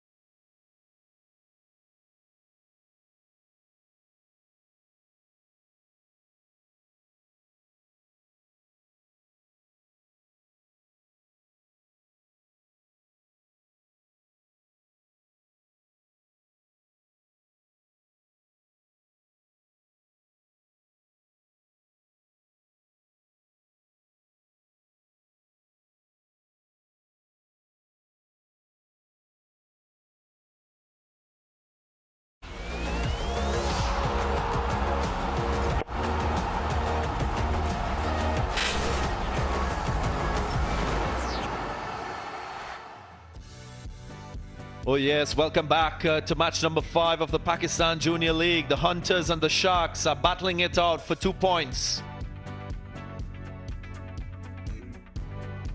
If you missed it, well, Hunters had the opportunity to bat first and they got off to a really good start. Their captain, Saad Beg, and his opening partner. They really did a fantastic job. Arbaz Khan, both players playing shots all around the wicket. They got some assistance with a few full pitch deliveries that allow them to express themselves both through the onside, offside, and a few handy chances as well, more so to Arbaz. Absolutely, and once the seamers were gone, they played the spinners really well as well, and the partnership, they carried on for more than 100 runs, 63 in the power play, and then Arbaz took on the spinners a bit more after he was dropped by Momin. And the wrist spinners were being given to Saad Beg. It was not until the 14th over that the off-spinner came onto ball and he got 3 wickets in 3 overs. But before that, it was just fireworks from Arbaz Khan and Saad Beg. Yeah, they both put on 132 for that opening stance. That was a full toss down the leg side. Now he struck straight to the fielder in deep backward square. That was the party of the captain. And then soon after, Arbaz Khan followed and wicket stumbled. There was a little slide and a good recovery from the Sharks with the ball. They had to review the run out and a few wickets fell. That was an LBW decision going in favor of the Sharks. But they needed runs and they needed to capitalize on the last 5. Kama again putting down a chance. 3 catches going a begging. Last 5 overs producing 50 runs. And it's a new high set by the team batting first in this Pakistan Junior League. We're going to take a short pause, and when we come back, we'll give you the run chase.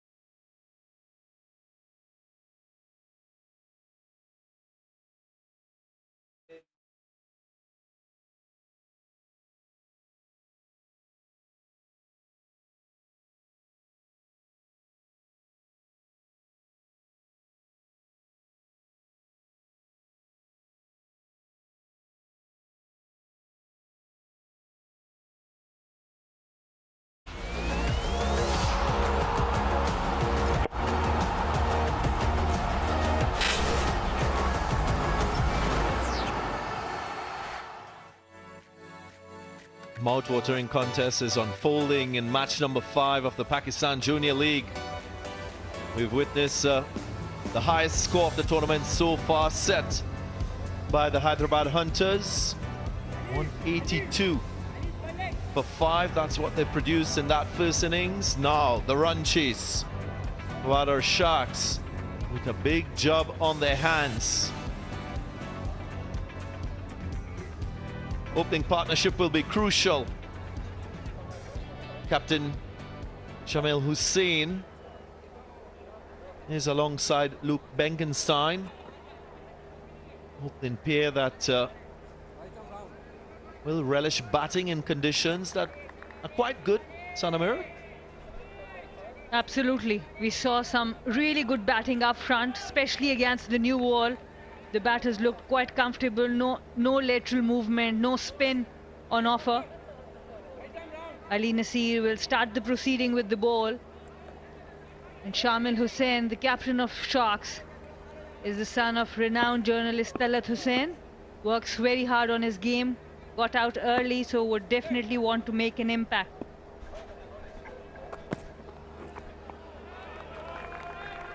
Yeah, and he's one of the 2 changes for the Hyderabad Hunters today.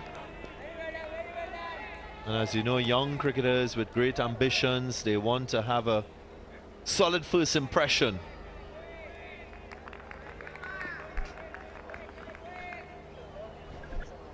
Didn't get any runs with the bat, faced 5 balls and didn't get off the score, so he has a chance now with the ball to contribute significantly.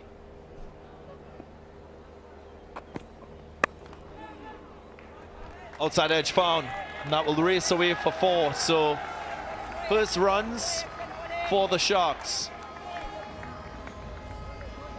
The thick outside edge from the bat of Shamil Hussain. Just one slip out there. He gets very low in his stance. And comfortably, the third fielder was really wide, and it is being moved now much finer. Seeing with Ali Nasir, hails from the UAE.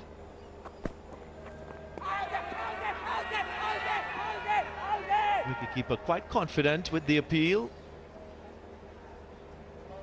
but he didn't quite get the support from the bowler and the other fielders. The bowler was not interested, but the captain, Saad Beg, wicketkeeper, he was very confident of an inside edge. The bowler just started walking back to his mark. Generally, it's the other way around. Well, as captain, he has the chance of reviewing this decision by the umpire.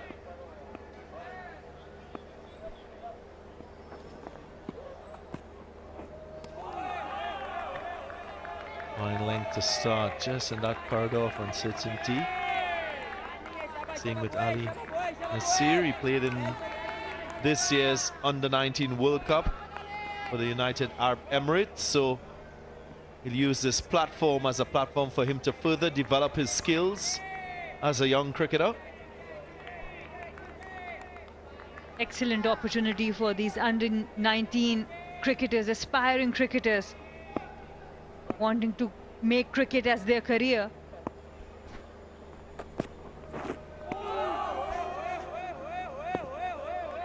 Why move from that line and length? 3 dots in a row.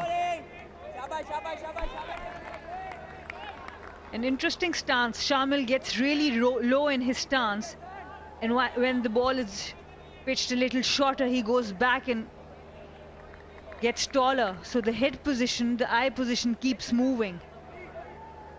It's not easy to assess the length very clearly with that kind of a stance.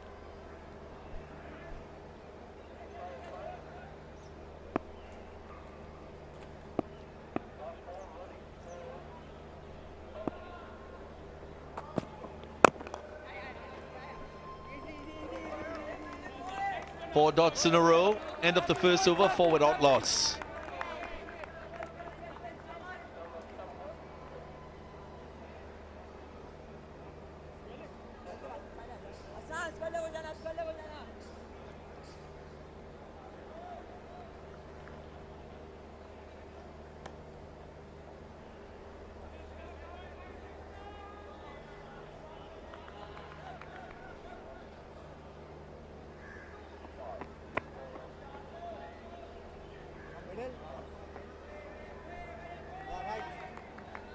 Well, the Sharks will know that they need to go at just about 9.5 runs per over to get this target of 183.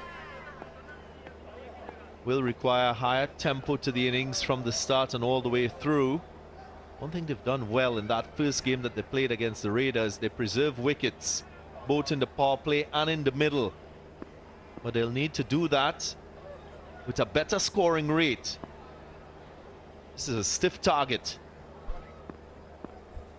Isaiah Thorne.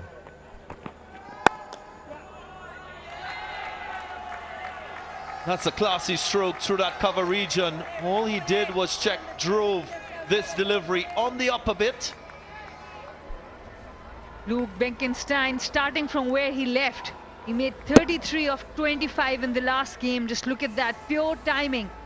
High elbow, excellent head position, stable base.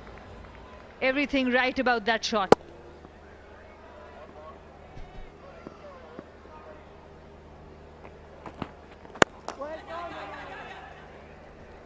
And you were talking about the run rate, required run rate. Last time when they batted first, they were 38 for 1 in the power play. They kept wickets in hand and accelerated at the back end with the partnership of Arafat and Saad. But like you said, today, as they are chasing a stiff target, 183, they'll have to use the power play to good effect.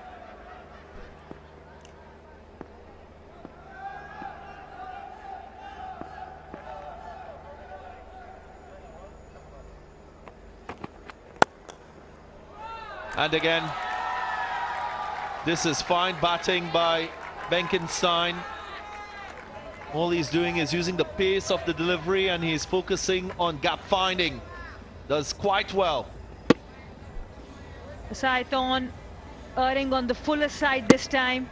Too full. And again, just the pure timing. He doesn't look to hit too hard. Just playing in the gap. Times it really well. Sparkled twice in this over so far with lovely drives. Benkenstein. Nice simple technique from the young man with a stable base. Osaka Batteries, one of the sponsors. You can join the Juniors Junoon contest, like on Facebook page, answer the question, win prizes.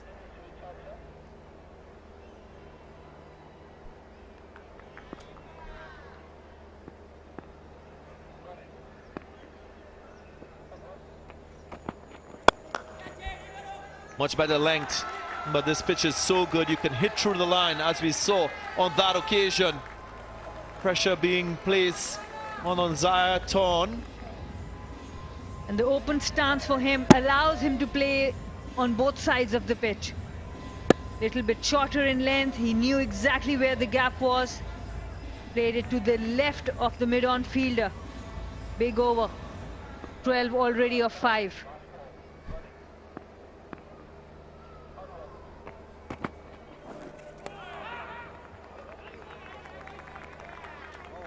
After 2, 16 without loss.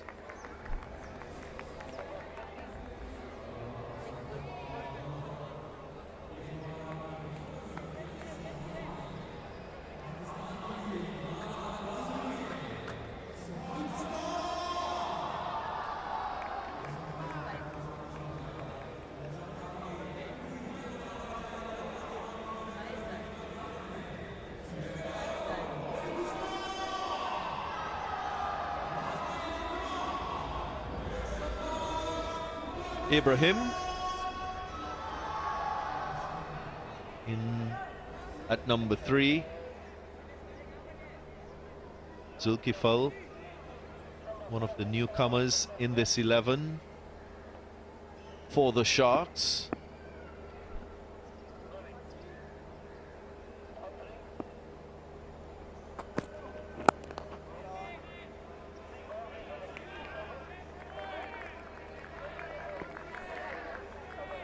The last over was really good for the Sharks. Benkenstein getting the better of Saithon. First the cover drive, then the square drive, and then brilliant shot to mid-on. If I was Isaiah Torn, I wouldn't be worried about that last delivery that was struck before. It was taken from the line of the off stump and struck wide of mid-on. That's a high-risk stroke, so higher the risk, more chance of getting a wicket. Absolutely. 2 fielders on the leg side only.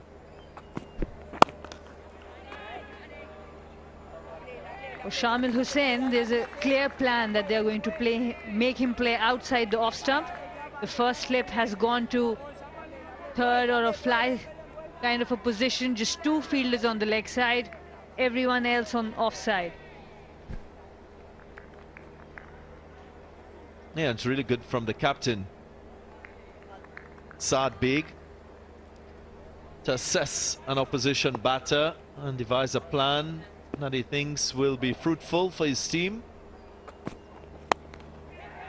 Gone for the big shot. Falls short of Isaiah Torn. Maybe a misjudgment on his part. It stayed a long time in the air. And in the end, he had to take the dive out. Didn't get there, but concedes 4. The fielding has not been the best. And this is what field setting can do to a batter. The captain was frustrated. He went for the shot. And Isaiah Torn missed it completely. Goes for 4. Frustration for the bowler.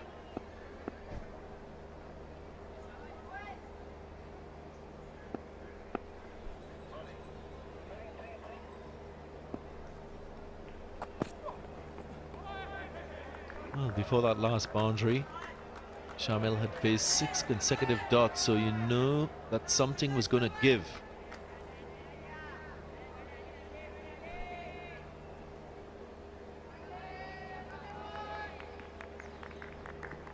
That's important in T20 cricket too. As a bowler, you've got to focus on just trying to stay in control of your lines and lengths.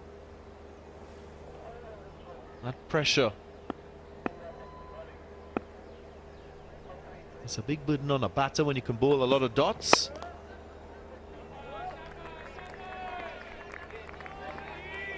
And that's what frustrating Shamil, who faced at least 8 deliveries as dot, 2 boundaries in his innings so far. And he understands that the required run rate is 9.35, so they can't lag behind.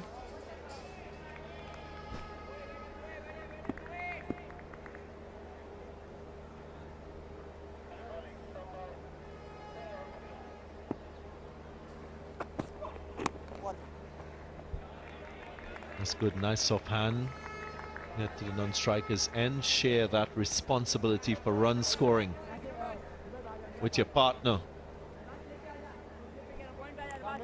And this is the first single of this innings in 22 runs, 2.5 overs. These batters have been playing on either ends. First single. And that's what they need to do more. Get off strike. Like you said, share responsibility.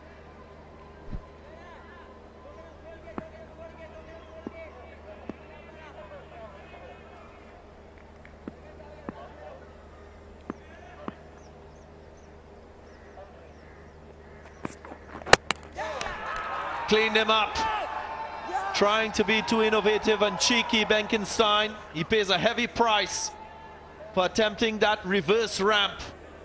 First wicket now for the Hyderabad Hunters.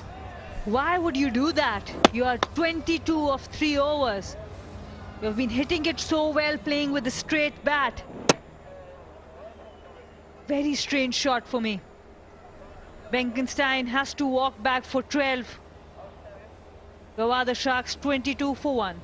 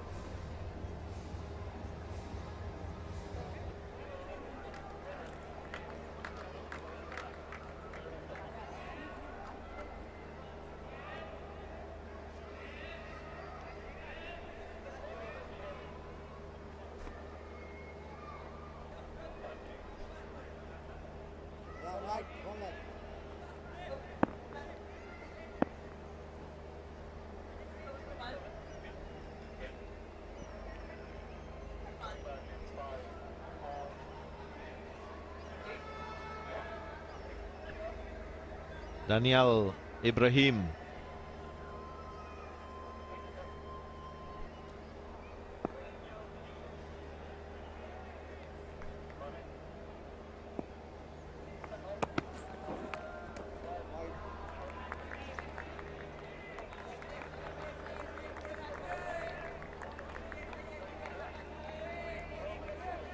Again, sometimes as a batter you make the wrong choices, you pay the price for it.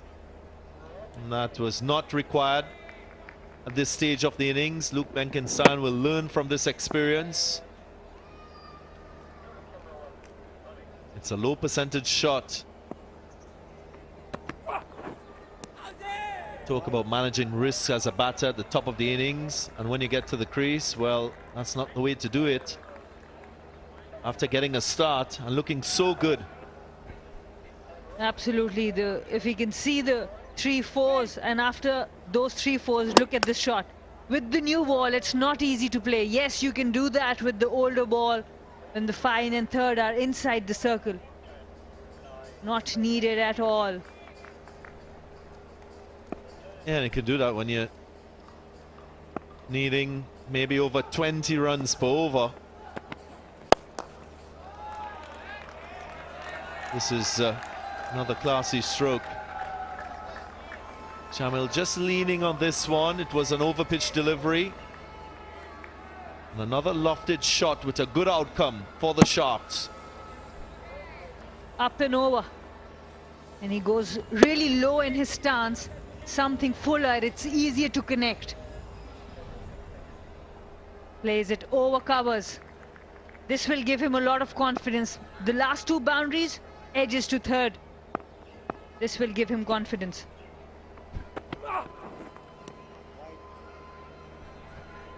And that's the art of the new bowling with the new ball. You are already given 2 extra runs.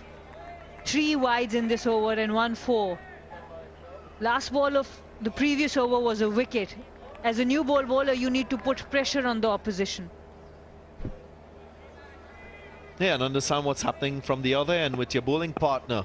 We've seen a nice economical spell of 2 overs from Nasir. Isaiah Thorne's first over was quite expensive. He conceded 12, so again, you can't just think about your 6 deliveries that you're bowling. It has to be viewed in the context of your bowling partner on the other end and in the context of the game and what's required.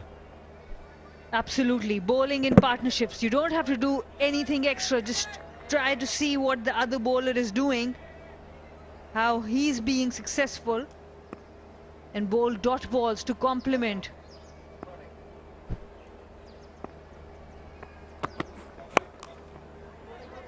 Worked away onside. Efficient stop in deep backward square. Also want to reference that innings we saw from Basit Ali yesterday when he scored that brilliant century. Young man showed exactly how you should approach batting in T20 cricket.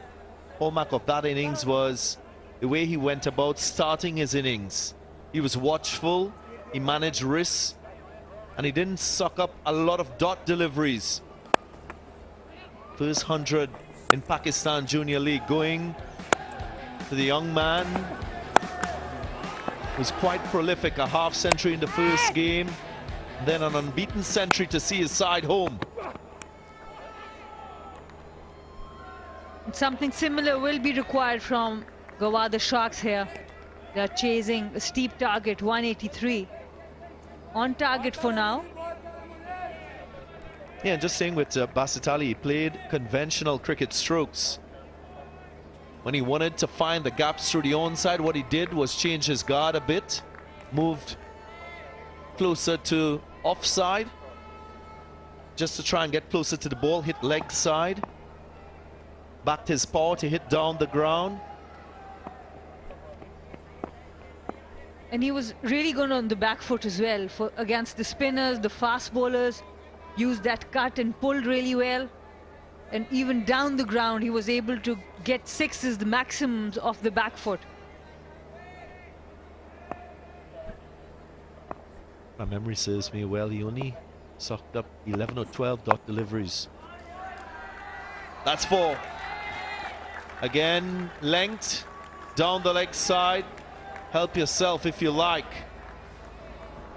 And that's a poor over from Munib Wasif.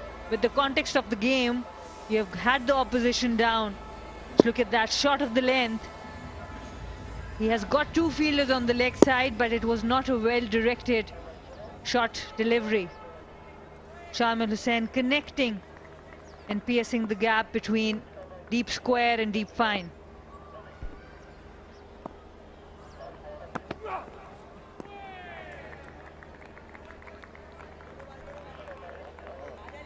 $35 for 1 after 4.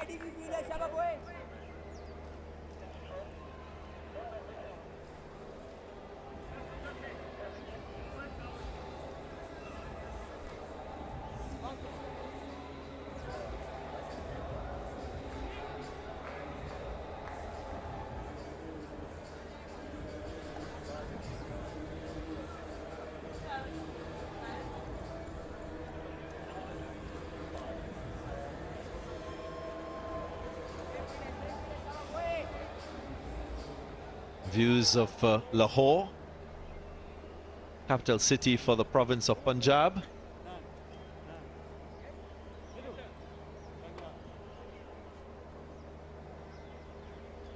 It includes the 4 p.m. in the afternoon here in Lahore.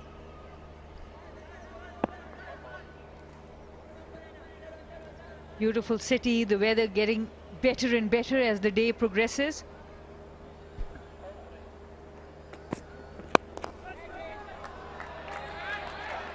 That's a fine stroke. Clipped away, onside. No space on this delivery. He's got a fair bit of experience. Ibrahim, 12 first-class matches with over 500 runs. No wonder he strikes it so well. Not an easy shot to play. Played it with a very good balance. Ball swinging into him. Off his pads. Very stable head. Generally, if your form is not right, head is falling, you can easily miss a shot like that.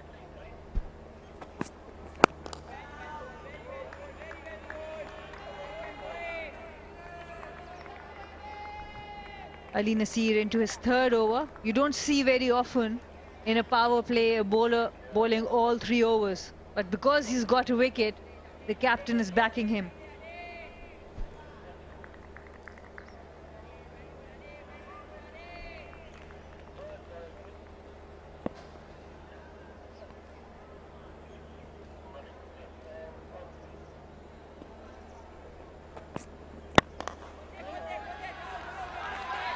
Sumptuous looking stroke. Sumptuous indeed. The straight drive. Well, the captain looking quite good alongside Ibrahim. And because of the same balance, good head position, just look at that, it's effortless. Just pure timing down the ground. The head position is the key. Fast hands, full face of the bat. Excellent shot. Already looking delightful at his stay at the crease.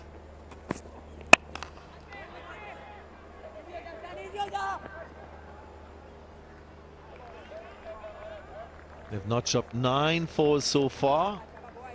Kingdom Valley, sponsor here at Pakistan Junior League.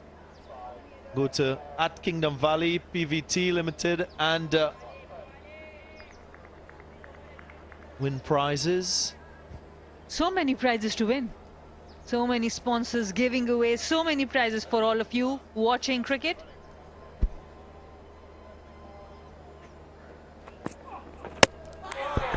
That's a beauty. Real beauty from Nazir. He's worked hard and finally he gets a reward. Wicket of Ibrahim.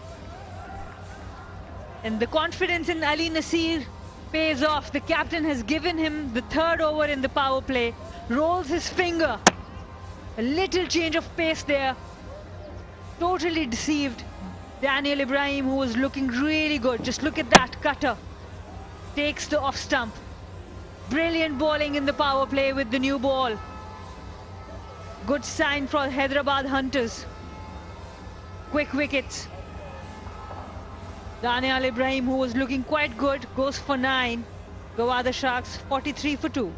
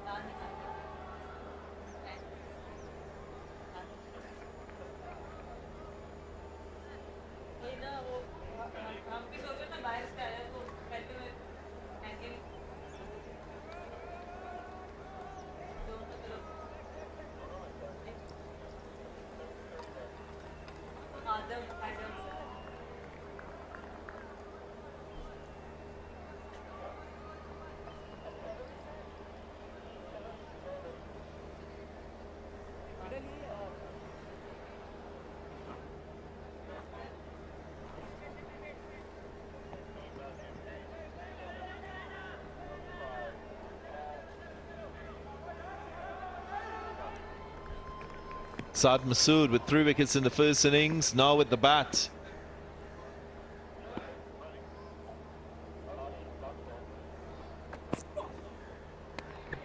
Gets a short delivery, signal wide, a little too high. But I really like what I saw from Ali Nasir a couple deliveries ago. That variation that he's shown to roll his fingers across and down the seam, just to take pace off, get a little bit of grip from the surface. That's the skill he'll want to develop, and who knows, many of the players participating in this Pakistan Junior League could try and hone that type of skill, especially as a seam bowler.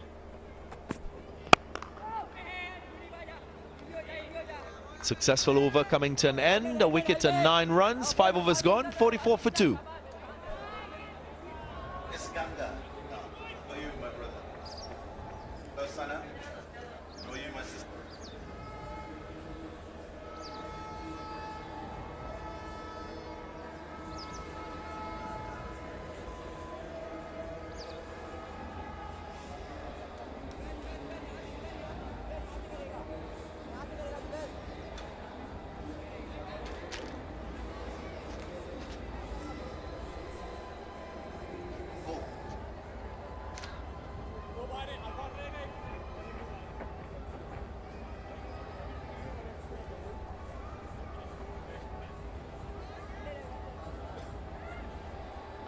.44 for 2, plays 60 for no loss.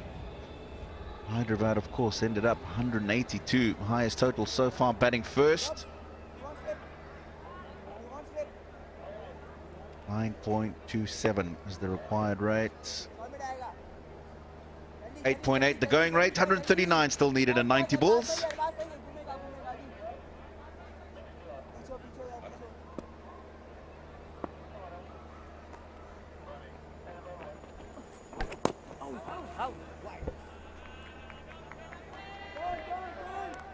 You know, I tell you, I was thoroughly enjoying Benkenstein's knock until he played that shot. And this top of off, that's exactly what you want from a fast bowler. Yeah, nice skill, just flicking it out with the fingers. Have a look at this, just flicking it out the back of the hand. You can see the seam actually revolving facing the slip cordon. And that's why he's missed it, because it's pitched and it's just gripped. Gone away from the batsman. Good skill. Yeah, Daniel Ibrahim. He's got 12 first-class games. He's got 100 not out highest. Comes from a cricketing family. He's the son of Kashif Ibrahim, ex-first-class player. Played under 19 with Boom Boom.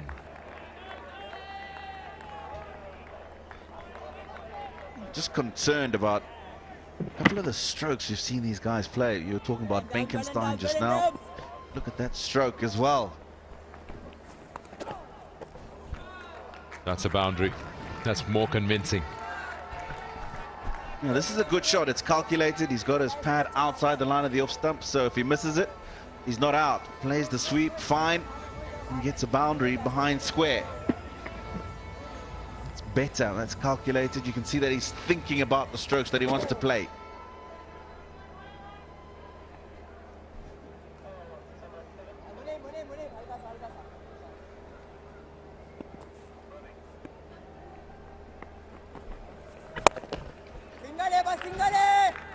Should come back. That's a good effort there. Slight misfield just gives them that much room to complete the second.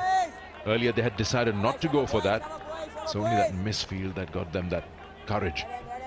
He's actually done well to make sure he stopped that, because it looks like the bounce before him, the last one, the ball just skidded along the ground. Again, one bounce. So runs are coming in. That's probably the right way of going about it, because they need a consistent 9 runs and over from here on. Now this is a good shot, because the ball is full and he's able to go up and over mid-off. The shot earlier on the over was premeditated, ball not in the place to play that shot, and that's why it didn't work out so well.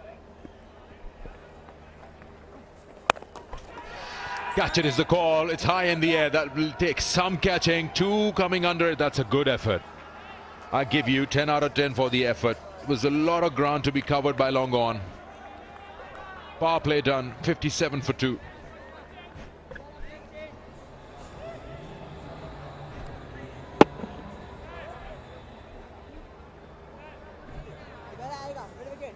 Now he's tried desperately to get there. It's unfortunate. What he's done well is he's still got the body behind the ball, so that made sure it did get past him and get into the boundary.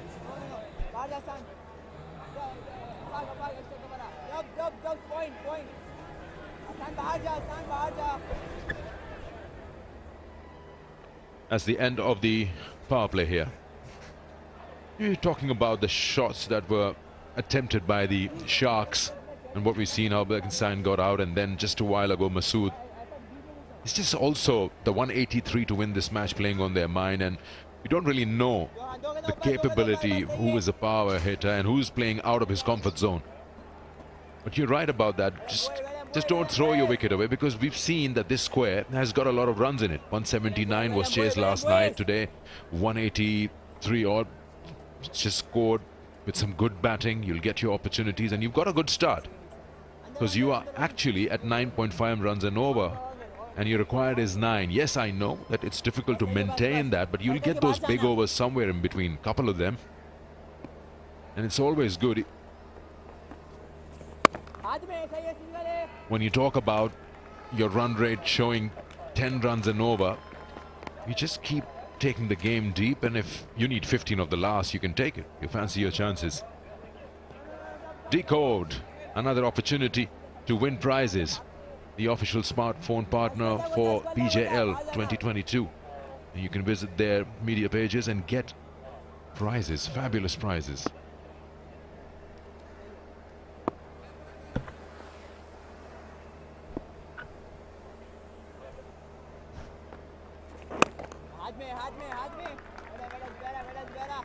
And just talking about scoreboard pressure, having to chase Seconder, and yeah, they need a constant 9.5 from here on in to get there. You're allowed to have a couple of quiet overs. It's part of the game. Because there will be overs where you'll go well above the required 9.5 or 10 to the over, whatever the case may be. What's important is to have the mental fortitude to know that it's a good over, it's okay. Allow them to have their good over. The fielding side.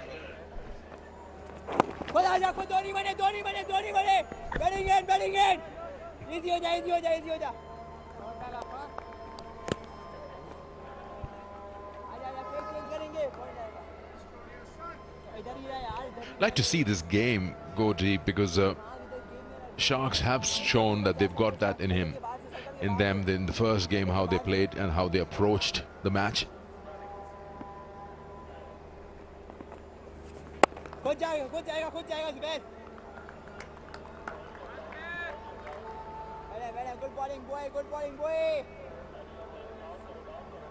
Yeah, a very noisy keeper. Well, he's the captain, Saad Beg.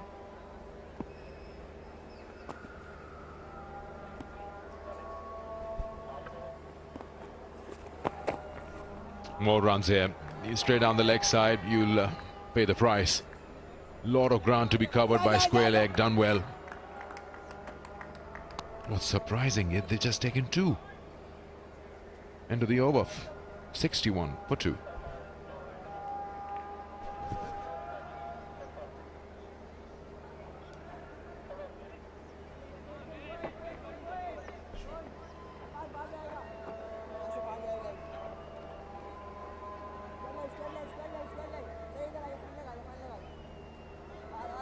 Arbaz, midfield हो जा, चले जा.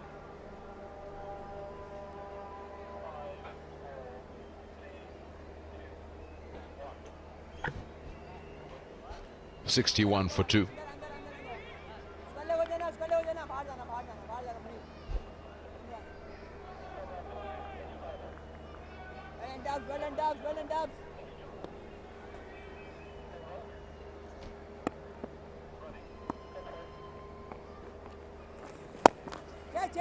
Slightly short. He's got enough protection on the onside. Ross Wood. Tino Ross Wood is a player. His father is Julian Wood, and currently he is with the Pathway program at the PCB. He's the power hitting coach. His dad has been here for a while now.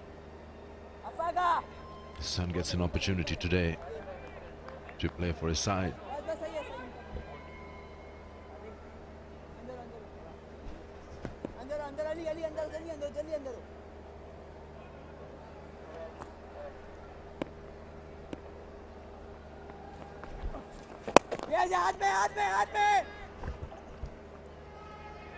Yeah, the short mid wicket is there to stop that from single.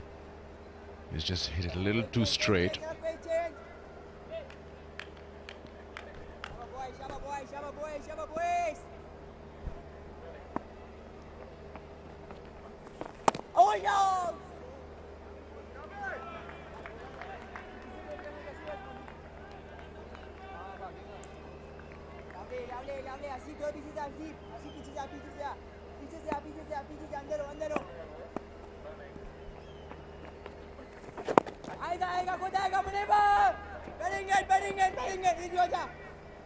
Like the length Ross Wood is offering, and he's keeping it tight. He's bowling it with that angle into the left-hander, and he's got 3 men on the onside. So if Shamil Hussain wants to take on him, he's got to be careful, because those men are waiting for those catches in the deep. Got to be very sure if you're using that long handle.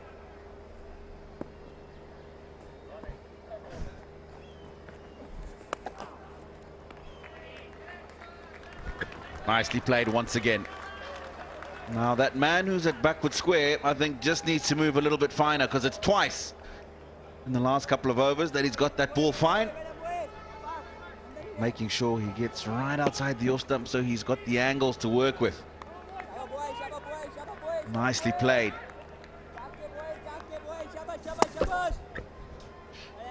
Yeah, it's a good observation, because what Ross is trying to do, both to the right and the left-hander, is he's targeting his pads. This time is much better. Oh, he's gone through. Now that's really not good, because the ball is trying to keep it tight. The extra runs, they all count. 69 for 2 after 8.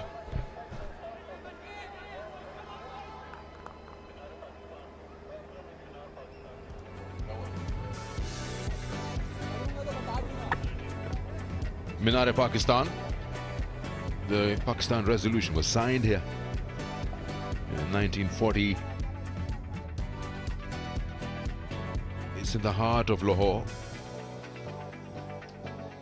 And once you come to Lahore, you've got to visit the place. You can't miss it out. Minar-e-Pakistan, that's the Badshah Mosque in the background. That's the Lafi Stadium, of course. You can see the National Cricket Academy just after that, far, yes. Right there. Kept a touch low. We haven't seen a lot of that, actually. Balls keeping low from the spinners, slow bowlers.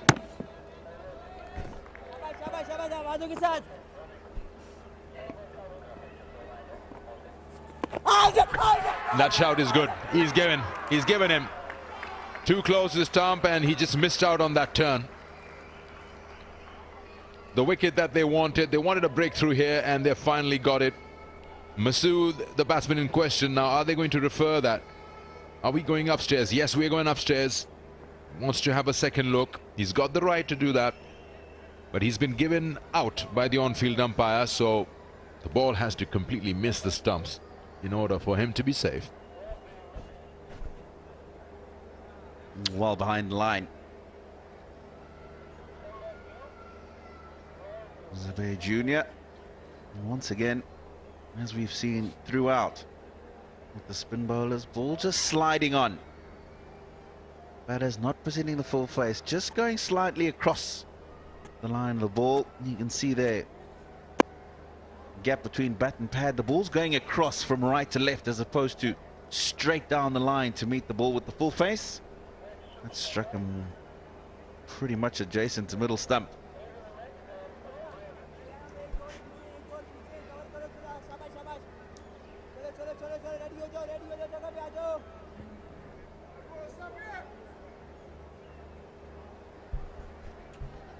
Yeah, that looks pretty adjacent. It straightens up a bit after with that angle, and then it's just that gap between the bat and pad, and the bat is anyway angling towards mid-wicket. Out. 69 for 3. Masood scores 20 of 14 deliveries, and the third wicket is down.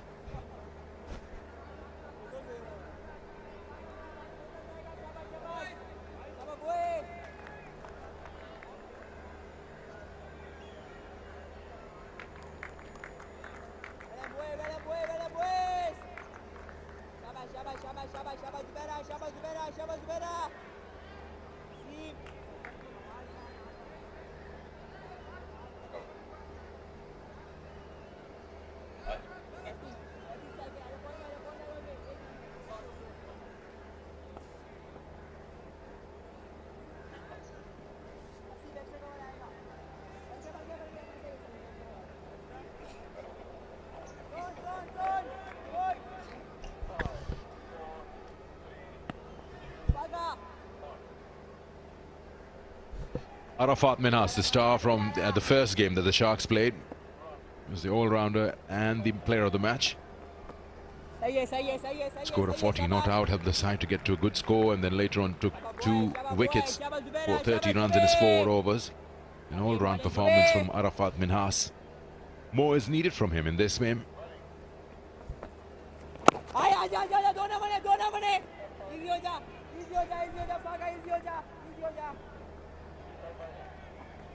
Showed his ability with the bat in that first game.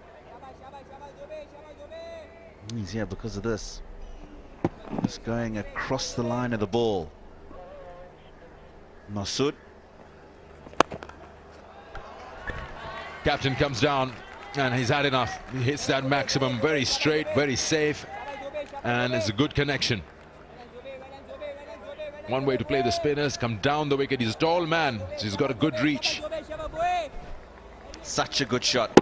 Made sure that when he left the crease, the bowler had let go of the ball, so cannot adjust according to what the batsman's decided to do. Got to the pitch and hasn't even tried to force it. Just picked it up beautifully. Extended the arms.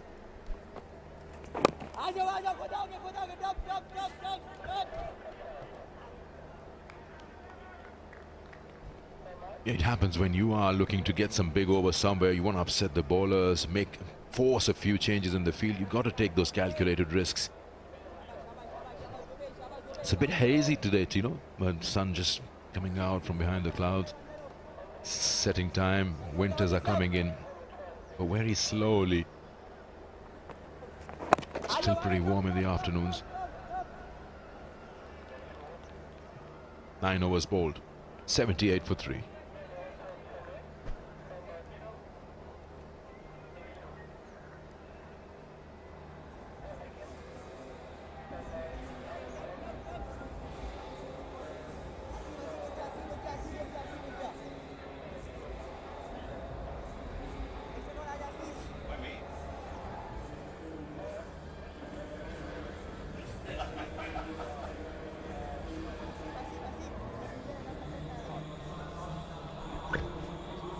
comparison.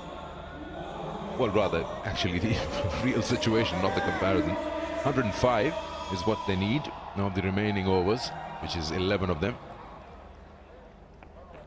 Need 9.5 runs an over.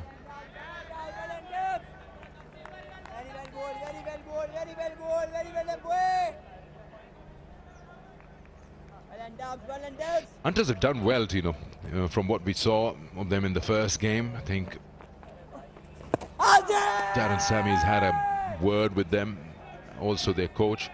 They've sat and the think tank has got together, just reminding them it's a single league. You can't just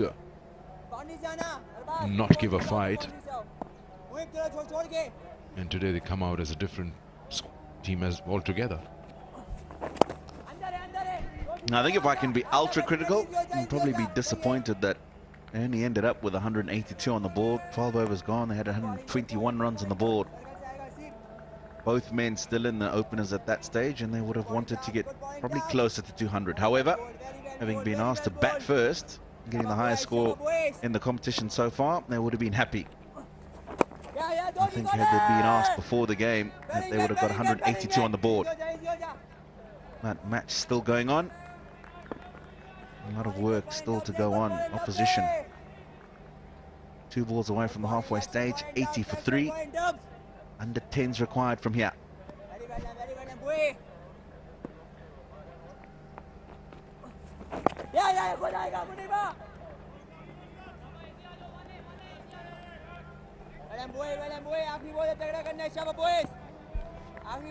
You'd like to see a bit of attacking field now. Ross is angling that ball into the left-hander, somewhere and someone around the mid-wicket. Stop those singles, make them go for that hit. But you might probably have to sacrifice one fielder in the deep on the onside. End of the over, 10 gone, halfway through. It's 82 for 3.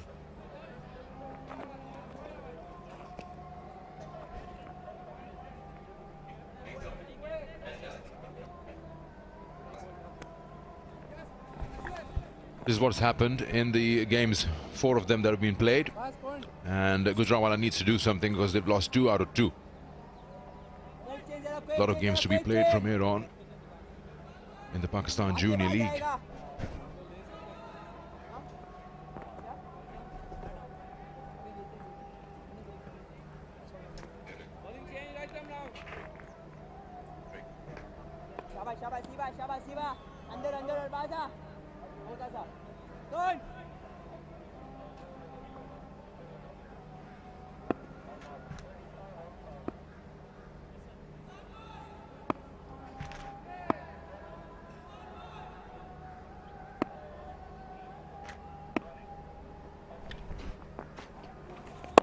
Into the 11th over then, and the Sharks still require another 100 from 59 deliveries.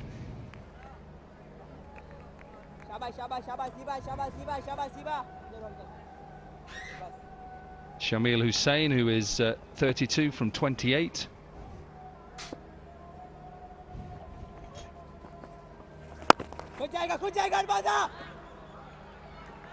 Arafat Minhas has played this one really well. Excellent timing on that one. Just felt that he just placed it in the gap. Because the outfield is fast, the timing was good, it just went away for 4.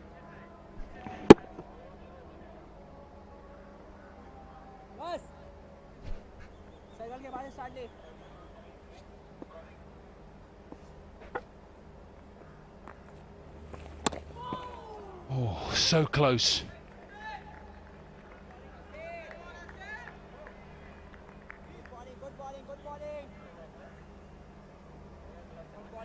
Asib, who's into his first over here, just out the front of the hand, just goes on, nearly bowls him.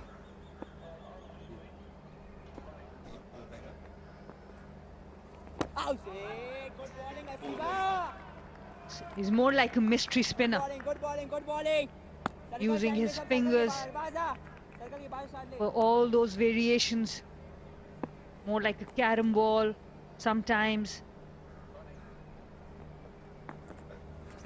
not a genuine off spinner, more like a mystery spinner. Hasibur Rahman.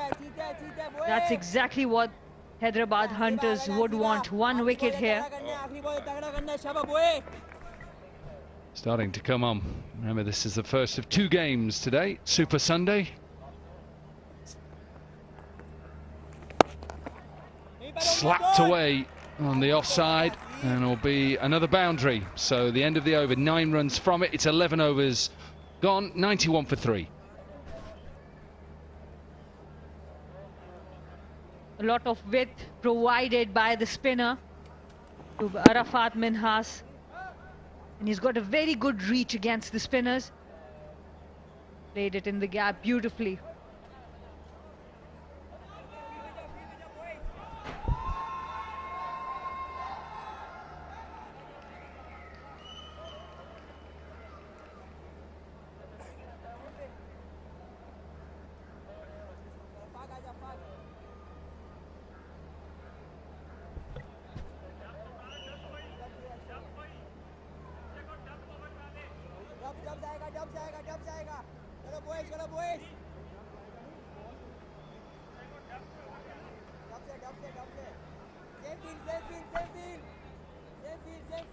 Points table so far.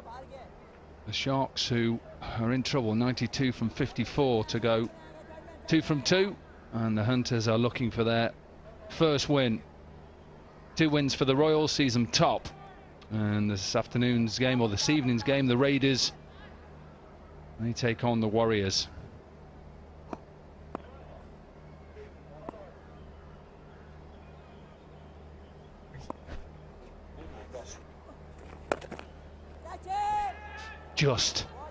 Just landed in front of him. I think the batter wanted a boundary. You could hear him shout through the stump mic that he'd missed out. Yes, Shamil Hussain, the captain of the Sharks, he's more comfortable on the spinners. He wanted to punish this bad delivery. It was short in length.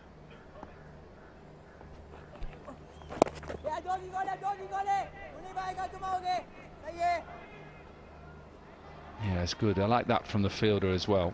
Got himself into a position, waited to see if the batter was going to run, which end he was going to throw. And it was quick to the ball as well. Sharks needs a boundary every over. The required run rate 10 plus. And Hyderabad Hunters, all they need to do is keep building those dots up. A wicket will come. Don't give away the extras.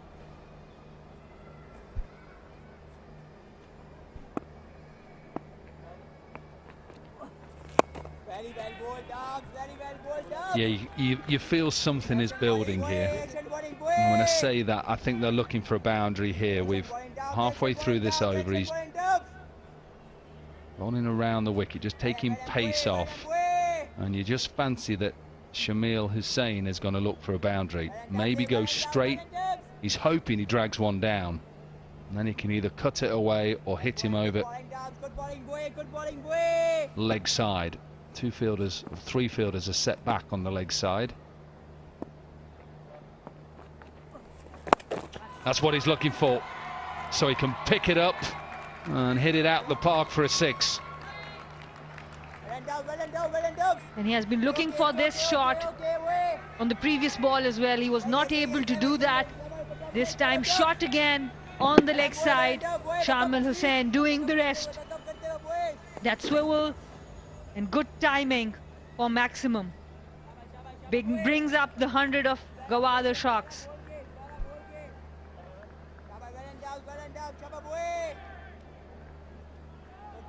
Good bowling, good bowling.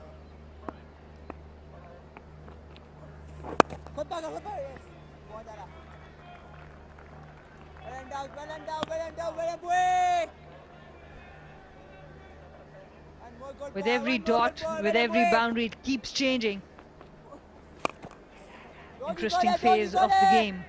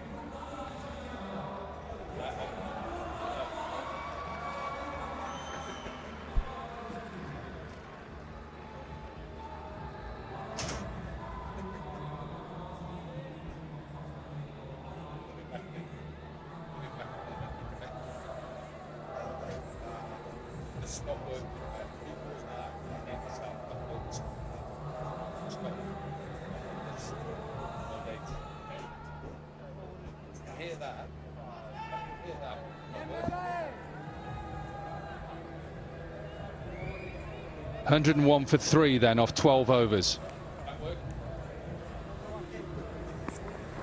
Have a look at the wickets so far. Luke Benkenstein, who was bowled, and Daniel Ibrahim is again bowled by Ali Nassar, and then Saad Masood LBW from Mohammed Zubair Jr. So remember, chasing 183, the Sharks to go with back-to-back wins. They still require 82 from 48. Good partnership developing here between Shamil Hussain and Arafat Minhas, 32 of 23. For them to chase this down, they need a good partnership here.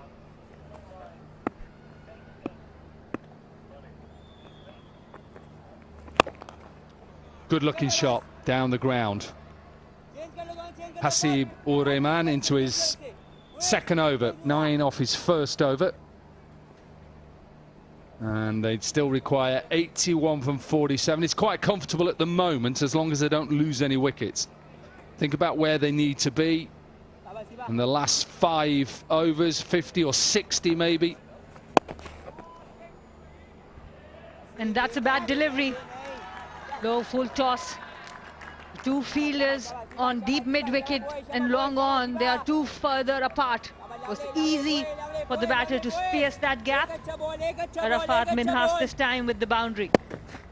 Yeah, and again, isn't it? It's early on in the over. Get the boundary. Put the pressure back on the bowler. And then try and put the fielders under pressure by getting ones and twos. Good piece of fielding to stop the boundary, but they're still going to pick up 2. So all of a sudden now, the Sharks just building a bit of momentum. Look at the partnership now. It's 36 from 26. And if the Hunters are going to pull a win off here, they're going to need all of that commitment and desire and stick together as a team.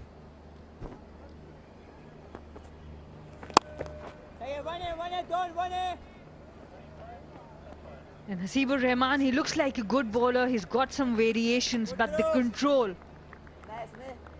control on the line and length is not there. Sometimes he's too wide, too full. That's where he needs to be more consistent.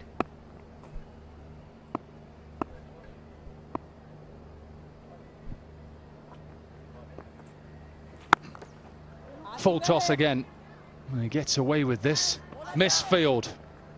And a slip. It's all happening up there and up here. Absolutely. It is all happening. It's amazing, isn't it? Pressure, situations. Have to stay calm. And that's a nice looking shot. Definitely pick up 2 to finish the over. Another expensive over, 12 runs from it. It's 113 for 3.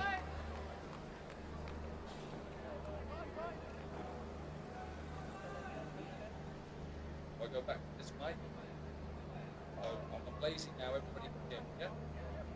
Keep it. G.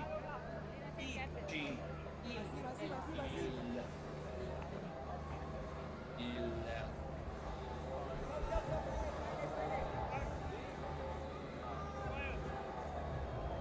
The Cheel is waiting. Exactly what the hunters need to be as calm as that Cheel there. Beautiful scenes, the sun is setting, the floodlights are on, and this game is all bubbling up to be a good one. 70 from 42.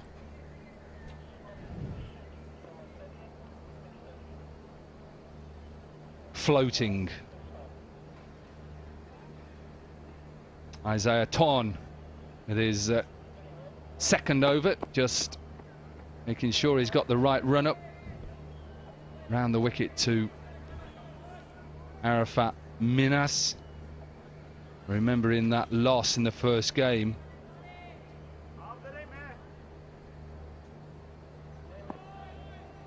Actually, in the win in the first game, did well, didn't he? 40 off 24 and 2 for 22. It was a decent outing for him in that win. Of course, he was player of the match. It was a big appeal. Big appeal. Enthusiasm. Benkenstein got the better of Isaiah Thorn in the first over. Starts off really well with the first ball here. Saad Beg would want his premium bowlers now to step up.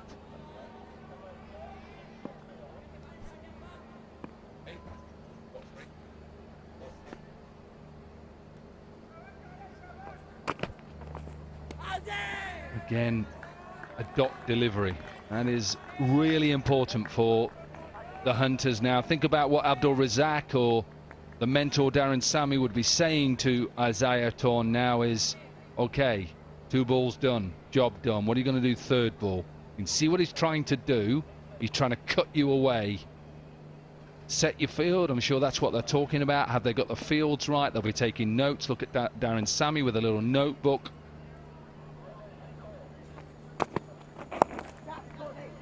And if you're going to get hit to the side that's protected.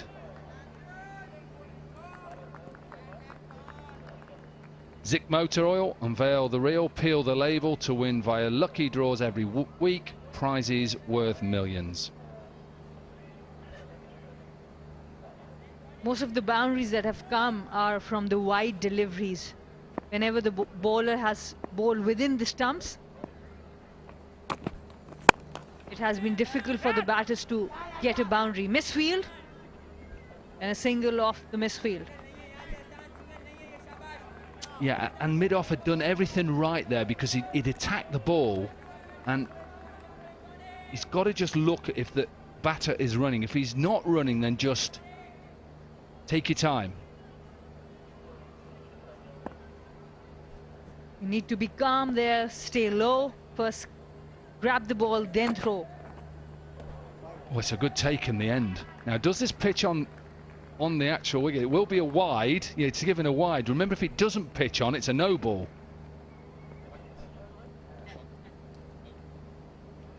Yeah, so actually, if it doesn't pitch on the cut strip, it is then called a no ball. I think it's okay. Yeah, it is. Only just. Wow. Saad Beg. Real trials from him behind the stumps.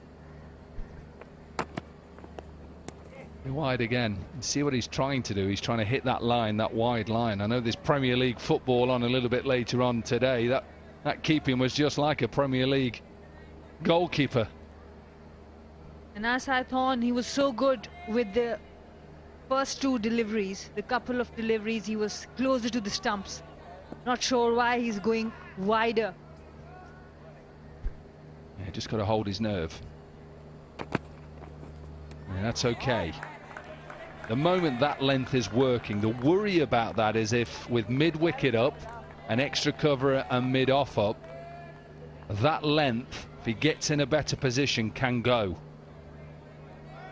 One ball left, even with the two wides off in this over, there's only 4 runs from it. This ball is so important.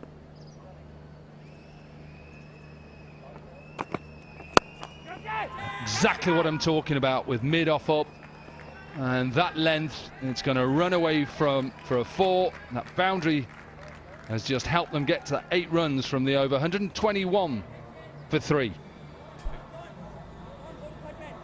Very intelligent batting from Arafat Minhas. He knew he has to hit a boundary in this over. The last ball of the over goes over mid-off and brings up the 50 partnership for Gwadar Sharks. Yeah, I just think could they have changed that field then for that last ball and gave him a bit more protection, either deep mid-wicket or long off back.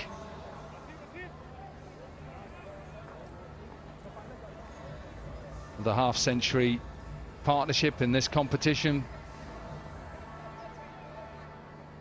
between Shamil and Minhas. And now 62 from 36. The Sharks, if they can get another over of 10 or 12, gives them 50 in the last 5, which in 2020 cricket is comfortable. When I say comfortable, it still needs to be got. It's not easy. When you're bowling side, anything above 55 in the last 5, and you bowl anything like, you should win the game. Absolutely. 2 good overs either side. For either side can change this match completely towards that team. Muneeb Asif, he was really expensive in the first over, but he is key player for this team. He needs to deliver. That's all right. Ball 1 done. Should have not been a single. Should have been picked up and run out. It's all going wrong.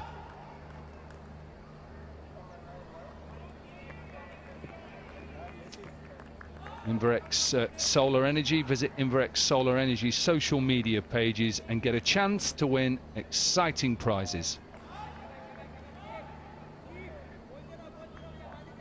Yeah, it's just hold your nerve. I know it's easy. These are young cricketers finding their way. They're going to make mistakes. And in some ways you have to make mistakes to become better.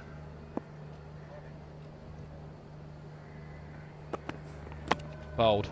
Oh, again, you see, not easy for a keeper, but it should just be a dot ball. The bowler has done nothing wrong there. It's a perfect execution of a Yorker, and the keeper couldn't stop it. And at the moment, the luck is favouring the Sharks. Outside edge, the keeper misses it. He did have a hand on it, kind of slowed it down, but not enough to save the boundary. Yeah, not a lot he could do, really. He's executed his plan perfectly. Now he's just got to refresh himself and do it again. I'm not sure about this mid-wicket up in the circle, though, Sana. It's a bit of a worry to me if they're going to bowl length, especially round the wicket. You're creating the angle going into the left-hander, and I just think it's an easy shot to hit over mid-wicket. Absolutely, can't agree more with you here, because that's where also Arafat Minhas was trying to hit. Maybe bring the covers up, or maybe bring the mid-off up if you can get the keeper up, whatever. But at this time, a fine leg can even come up. Beautiful shot to bring up his half-century. Another good over so far And a 50 for Shamil off 39 balls, 5 fours, 2 sixes. And the Sharks believe they can win back-to-back games. Captain's knock from Shamil Hussain. He got out on 15 in the first game, was really disappointed. And he has come well in the second one, chasing 183. And what a good shot to bring up his 50. Straight down the ground. Right, now they've changed the field. They're listening. They're listening to Asana. Mid-wicket has gone back. Fine leg is up. Now, Shamil, does he try and play a little ramp? It'll be a wide. He gets away with that. Even though there's only 10 extras, still on the higher side, but they have come at a very wrong time. Every time they could build any kind of pressure, they would bowl an extra, give them extra runs and extra ball.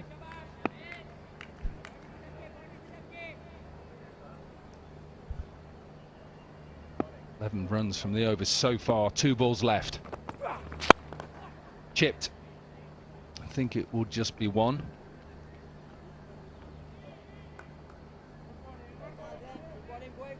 So the Sharks just require 50 now from 31 deliveries. That's the good thing about all these teams. Whenever they are chasing, they are keeping the required run rate under check. If they have wickets in hand, we have not seen any team having wickets in hand and not reaching that required run rate. Very good signs for Pakistan cricket.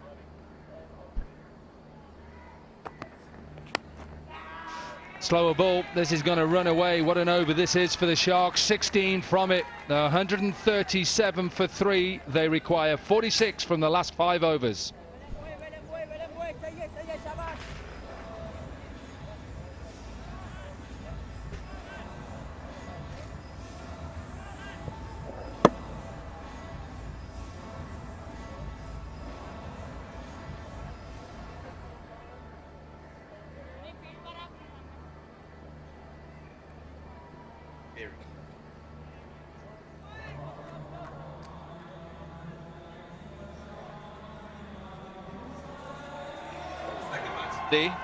Second match today, Rawalpindi Raiders will take on the Mardan Warriors.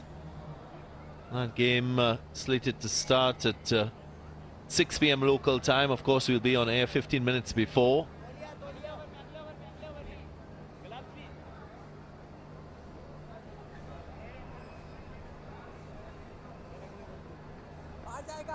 Both of these teams will be looking to improve on their performances in the competition so far.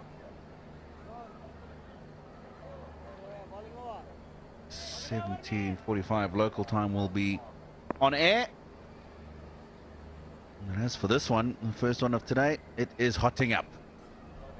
46 from the last 5 overs required. And both teams at a similar stage after 15 overs when they batted. Hunters, they were 132 for 3.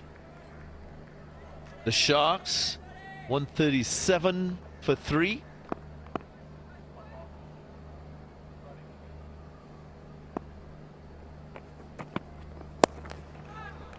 Clubbed away. Not strong enough, but put down.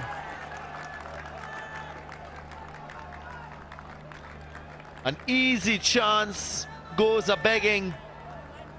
We've not witnessed the best of catching in this fixture. It's Ross Wood. Now, the reaction from the batsman when he hit it was as if it's gone all the way. Ross Wood, he's got himself in a perfect position, and it looks like he's just taken his eyes off the ball at the last second. Thorne understandably upset. No ball is the call, so add an insult to injury. There's a signal from the umpire. So after a missed opportunity, now a free hit for the captain, Shamil Hussain, who's well set on 58. Had all the time in the world to settle and to hang on to this opportunity. Just took his eyes off the ball. The last minute went with the reverse cup. Yet again, it's a free hit, so couple runs.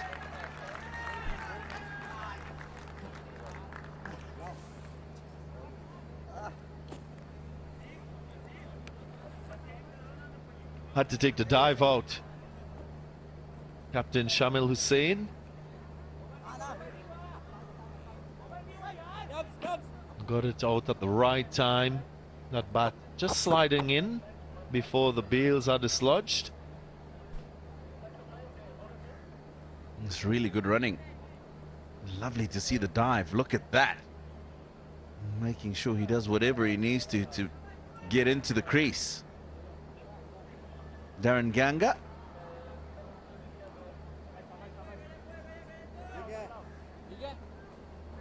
So both captains doing very well with the bat.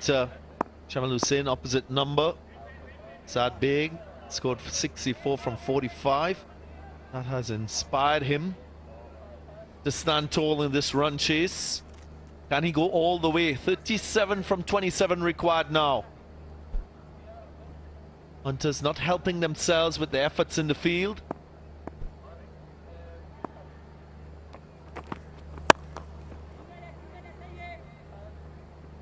Another crisp looking shot through the offside.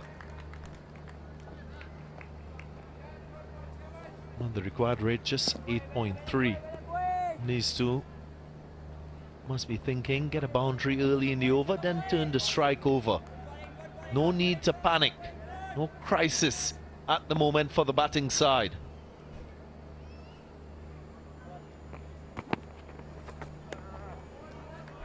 And they've handled that required rate extremely well.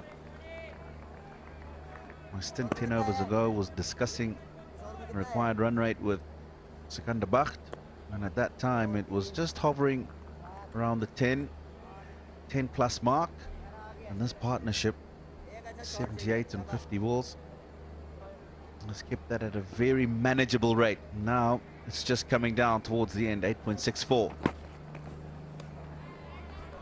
Precious dot deliveries from Isaiah Thorne. 3 dots in the over, 10 runs coming from it, 147 for 3.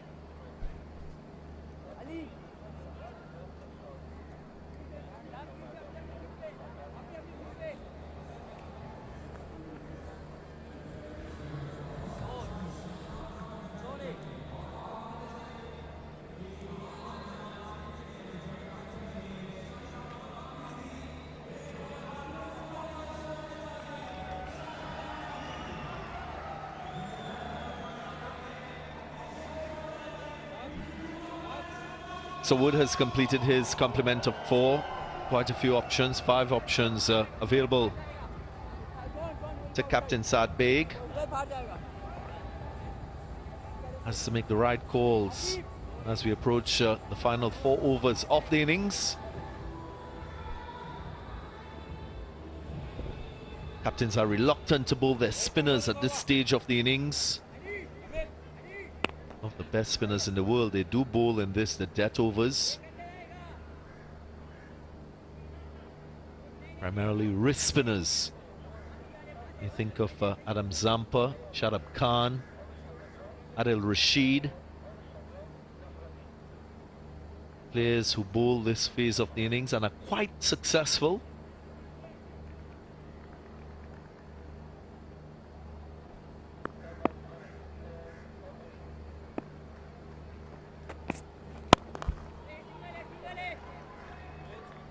Luckily, that full toss wasn't put away, just a single conceded.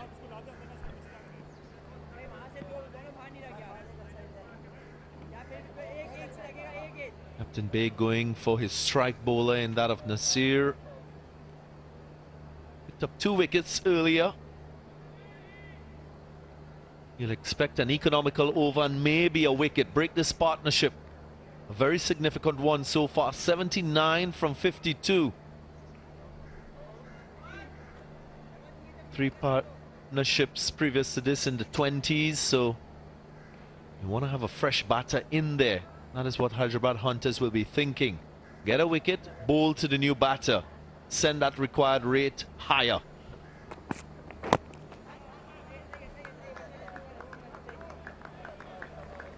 Good Yorker. Right. This inaugural Pakistan Junior League got lots of sponsors. And it's the Osaka Juniors Ka Junoon contest. Go to Osaka Battery's Facebook page, like the page, and answer a simple question from the Osaka Juniors Ka Junoon contest. And that will give you an opportunity to win one of the plenty prizes from Osaka Batteries.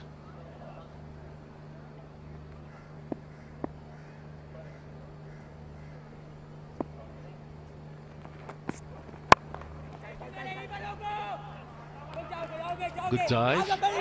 Came very early. Was still able to make contact with the ball and just confine.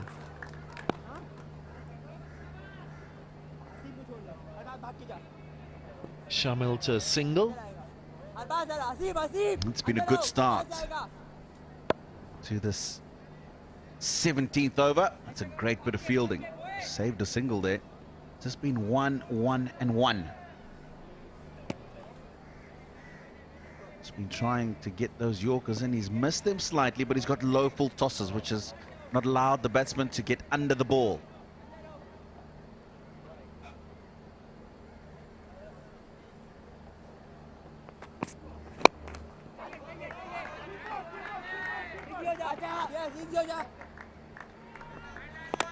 Sadbek wouldn't mind the singles, and more so when bowling to Shamal Hussain, the captain, who's well set.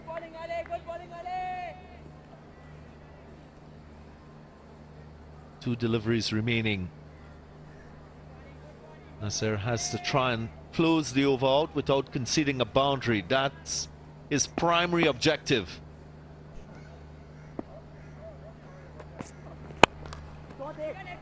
Goes into the slot. Luckily for him, he doesn't concede a boundary this stage of the innings. That's a risky length to be bowling. I don't want to be into the pitch with pace on the ball, pace off the ball. Or you want to nail your Yorker, an attacking Yorker or defensive Yorker outside the off stump. I think he's definitely looking for the full straight Yorker on that occasion. He's missed his length and he's got away with it.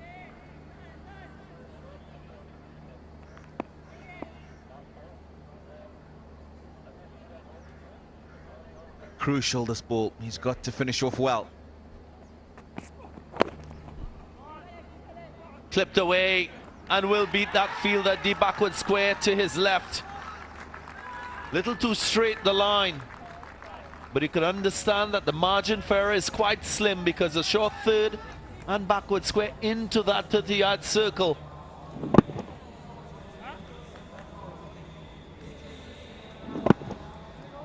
Shamil doing very well to get enough bat on this one. And he gets 4. 157 for 3 after 17.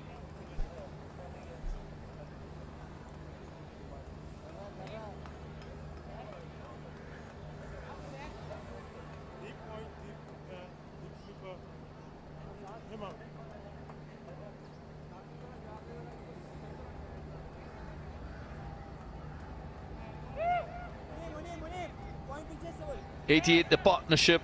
The Sharks require further 26 from 18.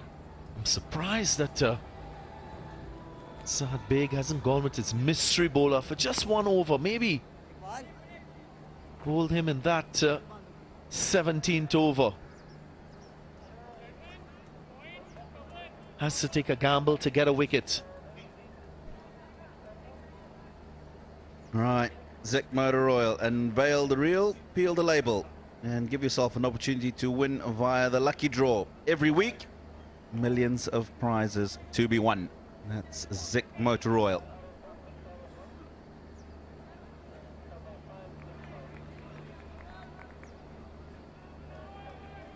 Zai Thorne will continue. Those 3 overs have gone for 30. It doesn't really matter at this stage. What matters is how he delivers his next 6 balls. And you know, the reason why I said Hasib is as a captain, you got to work with the end in mind. Look at the remaining runs and take a gamble sometimes to get ahead of the game. He's opting again for his seamer, Isaiah Thorne. What we've seen throughout the course of this match, pace on the ball, it's a lot easier for batters to score, to time the ball, to hit through the line. That's why I feel despite Hasib going for 21 in his first 2 overs, there's a greater chance of Hasib getting a wicket, making a breakthrough, as against that seamer option. Yeah, especially with the end in mind. Batter squeezing the bat a little bit, looking to get after the spinners. That's hammered. And done it quite well. Power from the young man. It's his 3rd 6 of his innings. What a shot. And he didn't have to worry if he didn't get all of it, because mid-on was in the circle. Looks like he's tried a slow ball bouncer, but the length isn't right. He's tried to roll the fingers down it, and it's just presented a simple ball for the batsman to dispatch. He's done just that. Shamil 75 he moves on to in just 50 balls. And as it stands, the Sharks looking good. Yeah, simplifying the equation. 19 from 16 now. That's in the gap. That's 4 more. That's a superb shot by the captain. He's taking things into his own hands in this run chase. Yeah, a couple of balls ago, there was a backward point. He was on the boundary. They've brought him up, and they've taken the mid-on back to long-on where that 6 was hit. It's left an open space back there. Full toss put away through that gap easily. Marching home the Gwadar Sharks. Can't set field for bad bowling. That's not a good delivery by Isaiah Thorne. Too full, too wide. Catch him is a cry. Just short of deep 3rd. So runs flowing for the Sharks. They now need 14 from 14 run a ball, and their captain eyeing up a century, maybe the 2nd in this Pakistan Junior League. 100 partnership for these two.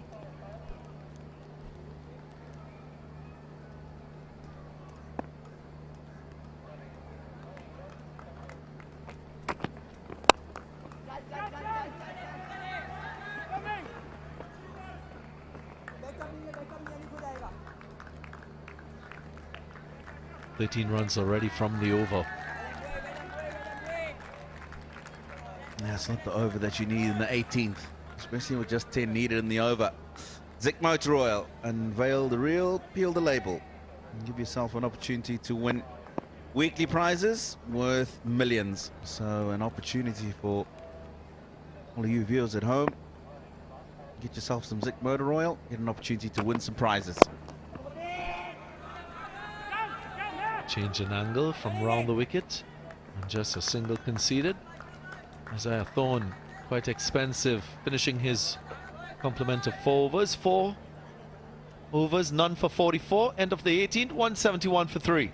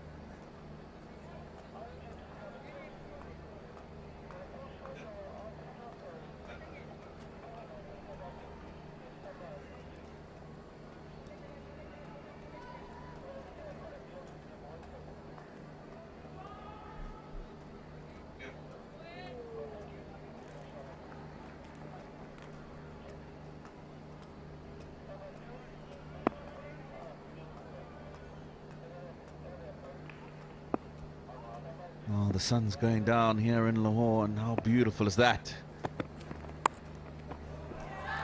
Oh, how unfortunate. First delivery from Wasif. Finds the outside edge, trickles past the wicketkeeper for 4. No deep third. Yeah, thick outside edge. That's all he needed to get the ball wide of the keeper. Boundary early on in the over. And just 8 runs required now and 11 balls. Wow, they are enjoying the onslaught. And I'll just put you in his shoes very quickly. Darren Ganga.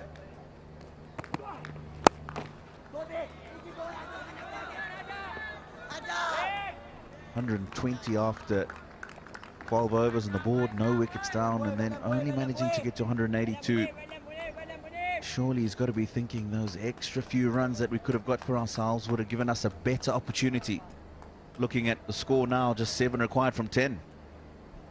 Well, hindsight is always 2020. I think you give them a target of 183, you take that any day. I don't feel the Hyderabad Hunters have bowled well collectively. They're all cricket and catching. Surely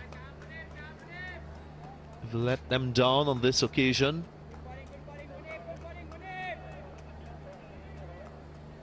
But credit must be given to the captain of this Gwadar Sharks team, Shamal Hussain. He's played a brilliant hand, 86 and counting. Played to his strengths as a player, saw him quite early, gets square on the ball, had a little bit of trouble outside that off stump, but then after 23 deliveries he started to flourish. Scored only 22 from 23 to start, and then in the next 30 balls 59. Evidence that if you give yourself time as a batter in T20 cricket, you give yourself a better chance of scoring big runs.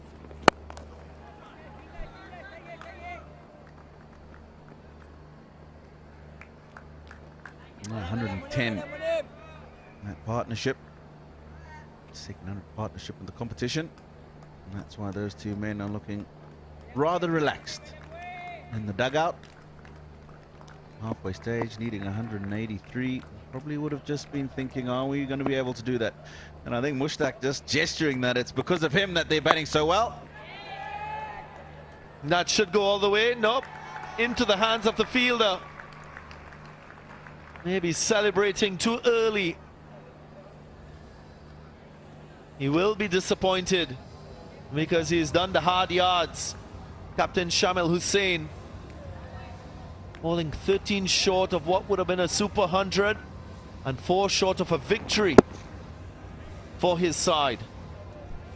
I'll be disappointed. He's just looking to go up and over the man at 45, and it's hit the toe end of the bat. That's why it's gone to the man at deep back with square leg as opposed to where he wanted, but a very, very well played innings. Will be disappointed that he didn't manage to see the team through, but he goes for a well-made 87. Gwadar Sharks, 179 for 4.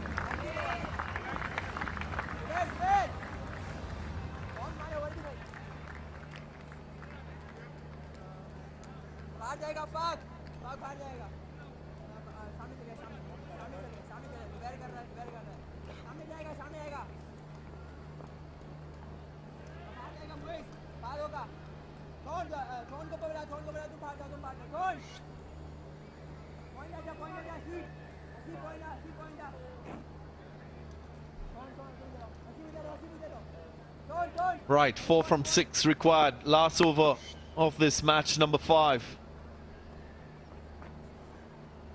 At the moment, it's going Gwadar Sharks way. Still with 6 wickets in hand. There's a new batter. Luckily for them, Minhas is on strike. 40 from 31. And the responsibility of the last over will be with Zubair Jr.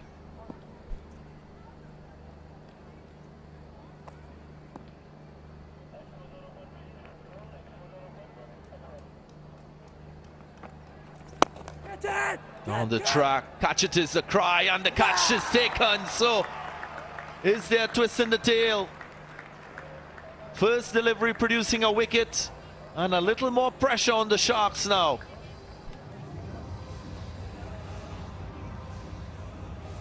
Now he's trying to finish it. First ball of the last over. Come down the wicket, looking to go up and over the long on. He sliced it more than actually making full contact with the face of the blade. Zubair Jr. gets another wicket, the second. And is there just a bit of a speed wobble in the Gwadar Sharks chase? Minhas batted well. Gone for 40. The Gwadar Sharks now 179 for 5.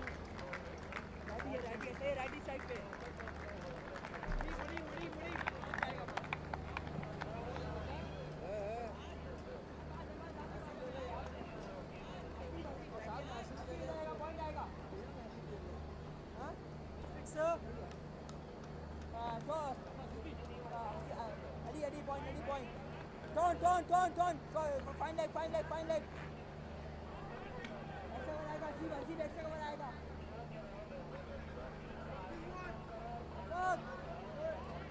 Mohammad Zul Kifal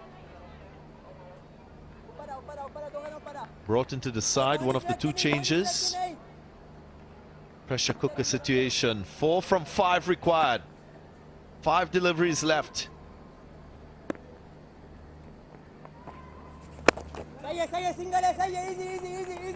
Easy.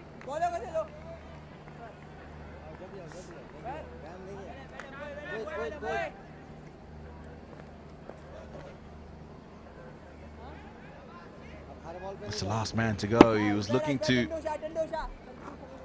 have glory with the 1 stroke to win the game. Well taken catch and long on. Just 3 required now from 4 balls. Can contain and stop the single. So Vivian Richards not looking worried, still quite relaxed. Darren Sammy more tense. Straight to the field, there might be a run out. Maybe he stepped on his stumps. Bails are off. We will just have to look at this again. So might be another wicket in this, the final over. Yeah, it wasn't in shot, but from up here, saw the bails drop after he had played the stroke. And I think he might just have hit his stumps when he went back to play that cut shot. What a bizarre dismissal this would be at this stage. Let's have a look. Quite interesting. Ball went to point. And evidence there that it's the wicket keeper dislodging the bails.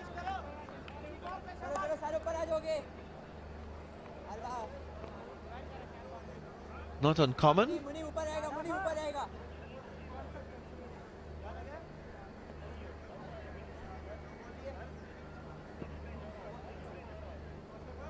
So we should get confirmation of the batter being not out. Yep, there it comes.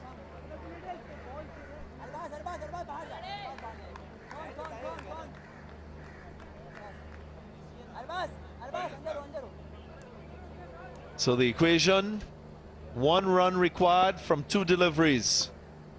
Scores leveled. All fielders within the 30-yard circle. Here we go. In the gap. And that's victory. Victory for Gwadar Sharks. They've played magnificently with the bat, and they've conquered this chase. Second win in a row for this wonderful side. An animated celebration from Naseem, who hit the winning runs. All smiles on the faces of the Gwadar Sharks players. Why not? Led out by the captain, who performed extremely well. He'll have to feel for his opposite partner. Was exquisite with the bat at the top of the order.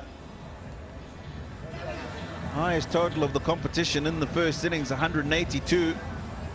Probably 15 runs short of what they would have liked to have been, would have made this more of a contest. Unfortunately, at the end of the day, just didn't have enough runs on the board.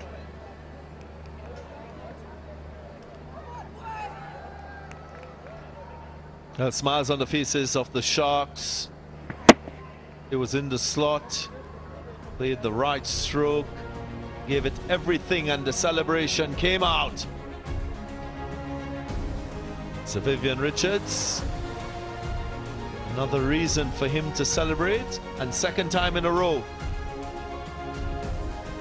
Despair and disappointment for the Hyderabad Hunters. What a game we've witnessed, a high-scoring affair. And only one team will secure 2 points, and 2 points going to the Gwadar Sharks. As we look at the run chase, it started really well with a small partnership of 22. And then the captain was able to stitch together another couple partnerships before the big one. 110 between himself and Minhas paved the way.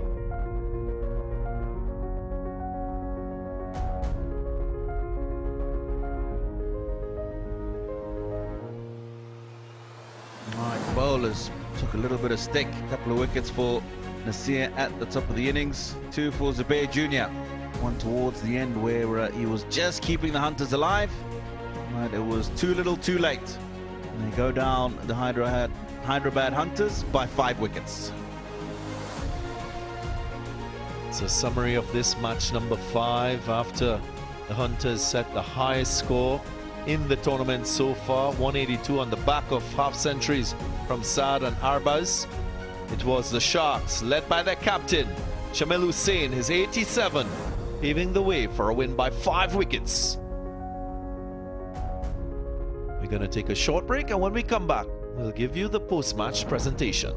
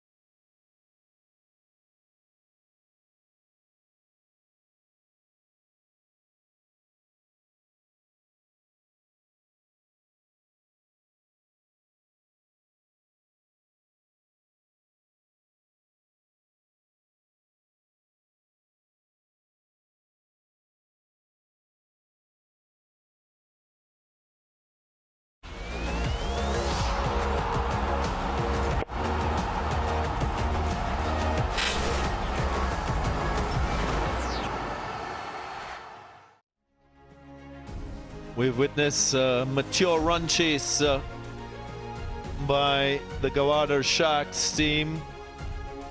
Hyderabad Hunters set 182 for 5. They batted really nicely as a collective, but the Sharks showed their superiority in the way they managed that required rate and the way the captain played. Shamil Hussain, 87 from 57. Sharks going on to win by 5 wickets. Let's now join Sikandar back for the post-match presentation. Thank you, Darren, and welcome to the post-match presentation of Match 5, another high-scoring game. And eventually, Sharks win this one comfortably, but it was a good fight put up by the Hyderabad Hunters. Before we give away the awards, I'll welcome the presentation party, starting off with Miss Serena Agha, Director Human Resources, Pakistan Cricket Board. Thank you for joining us, ma'am. Next to her is Mr. Junaid Zia, General Manager, Domestic Cricket Operations, Pakistan Cricket Board. Mr. Sajid Hussain, Sales Partner, Inverix Solar Energy. And last but not the least, Dr. Noorul Haq, Regional Chief, Health and Accidental Insurance, Lahore.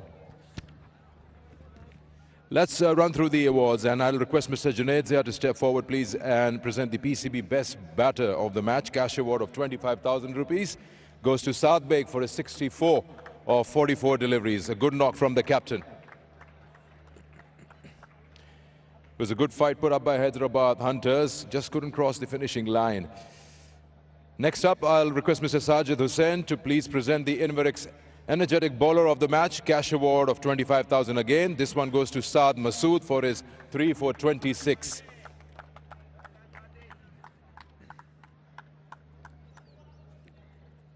The next award is going to be presented by Dr. Noorul Haq. And this is State Life Best All-Rounder of the match, cash award of 50,000 rupees. And once again, Arafat Minhas, 40 of 32 and a wicket, and giving away 13 runs. Back-to-back All-Rounder of the match awards for Arafat Minhas. And in the end, I'll request Ms. Serena Agha to present the Trans Group Player of the Match trophy and cash award of 100,000 rupees to the captain of the Sharks, Shamil Hussain. 87 of 57. Leading from the front, chasing the highest score as of now in the Pakistan Junior League. We'll have a quick word with you, Shamil.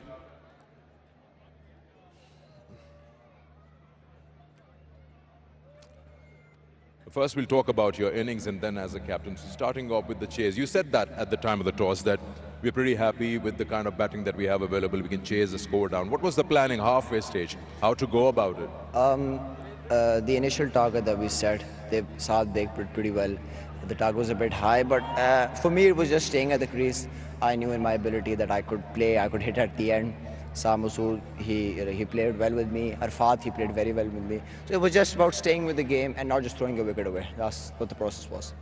We've seen 2 high-scoring games and they've been chased, yes, but any concerns about the bowling? When you came out to bowl, you feel that some runs were given away. It was just haywire bowling. Yeah, definitely. When we won the toss and chose to bowl, I was coming in with the mindset that we're going to keep them at 130. But obviously, this happens. It's cricket. They're also here to play. So they played pretty well. We did bowl in the wrong areas, but I think in the end, we did cover it up quite a bit because I think they were looking to score 220. So we restricted them a lot.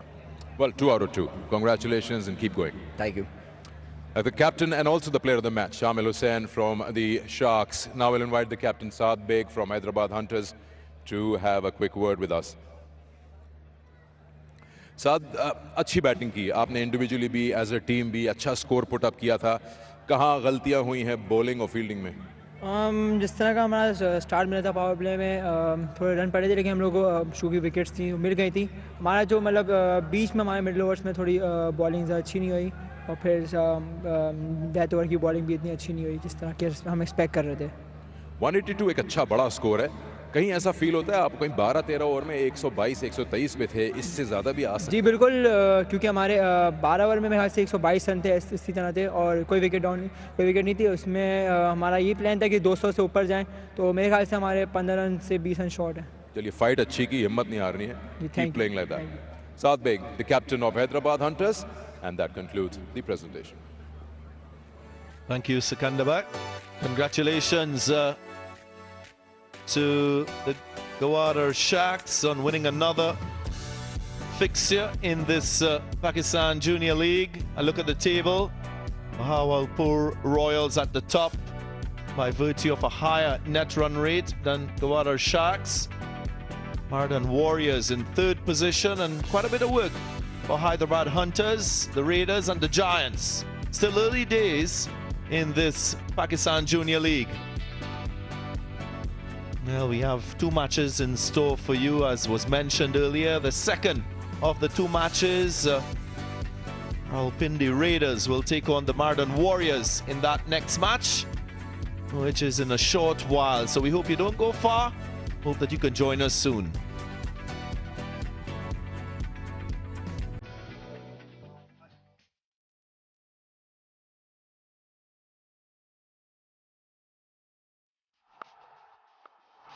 First 50. Sports side big.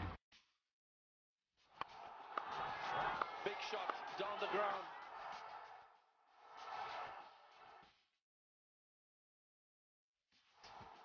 And another catch presented and taken. Oh! Another wicket.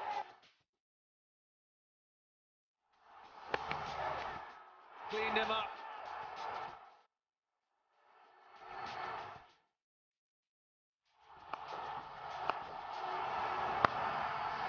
Beautiful shot to bring up his half century.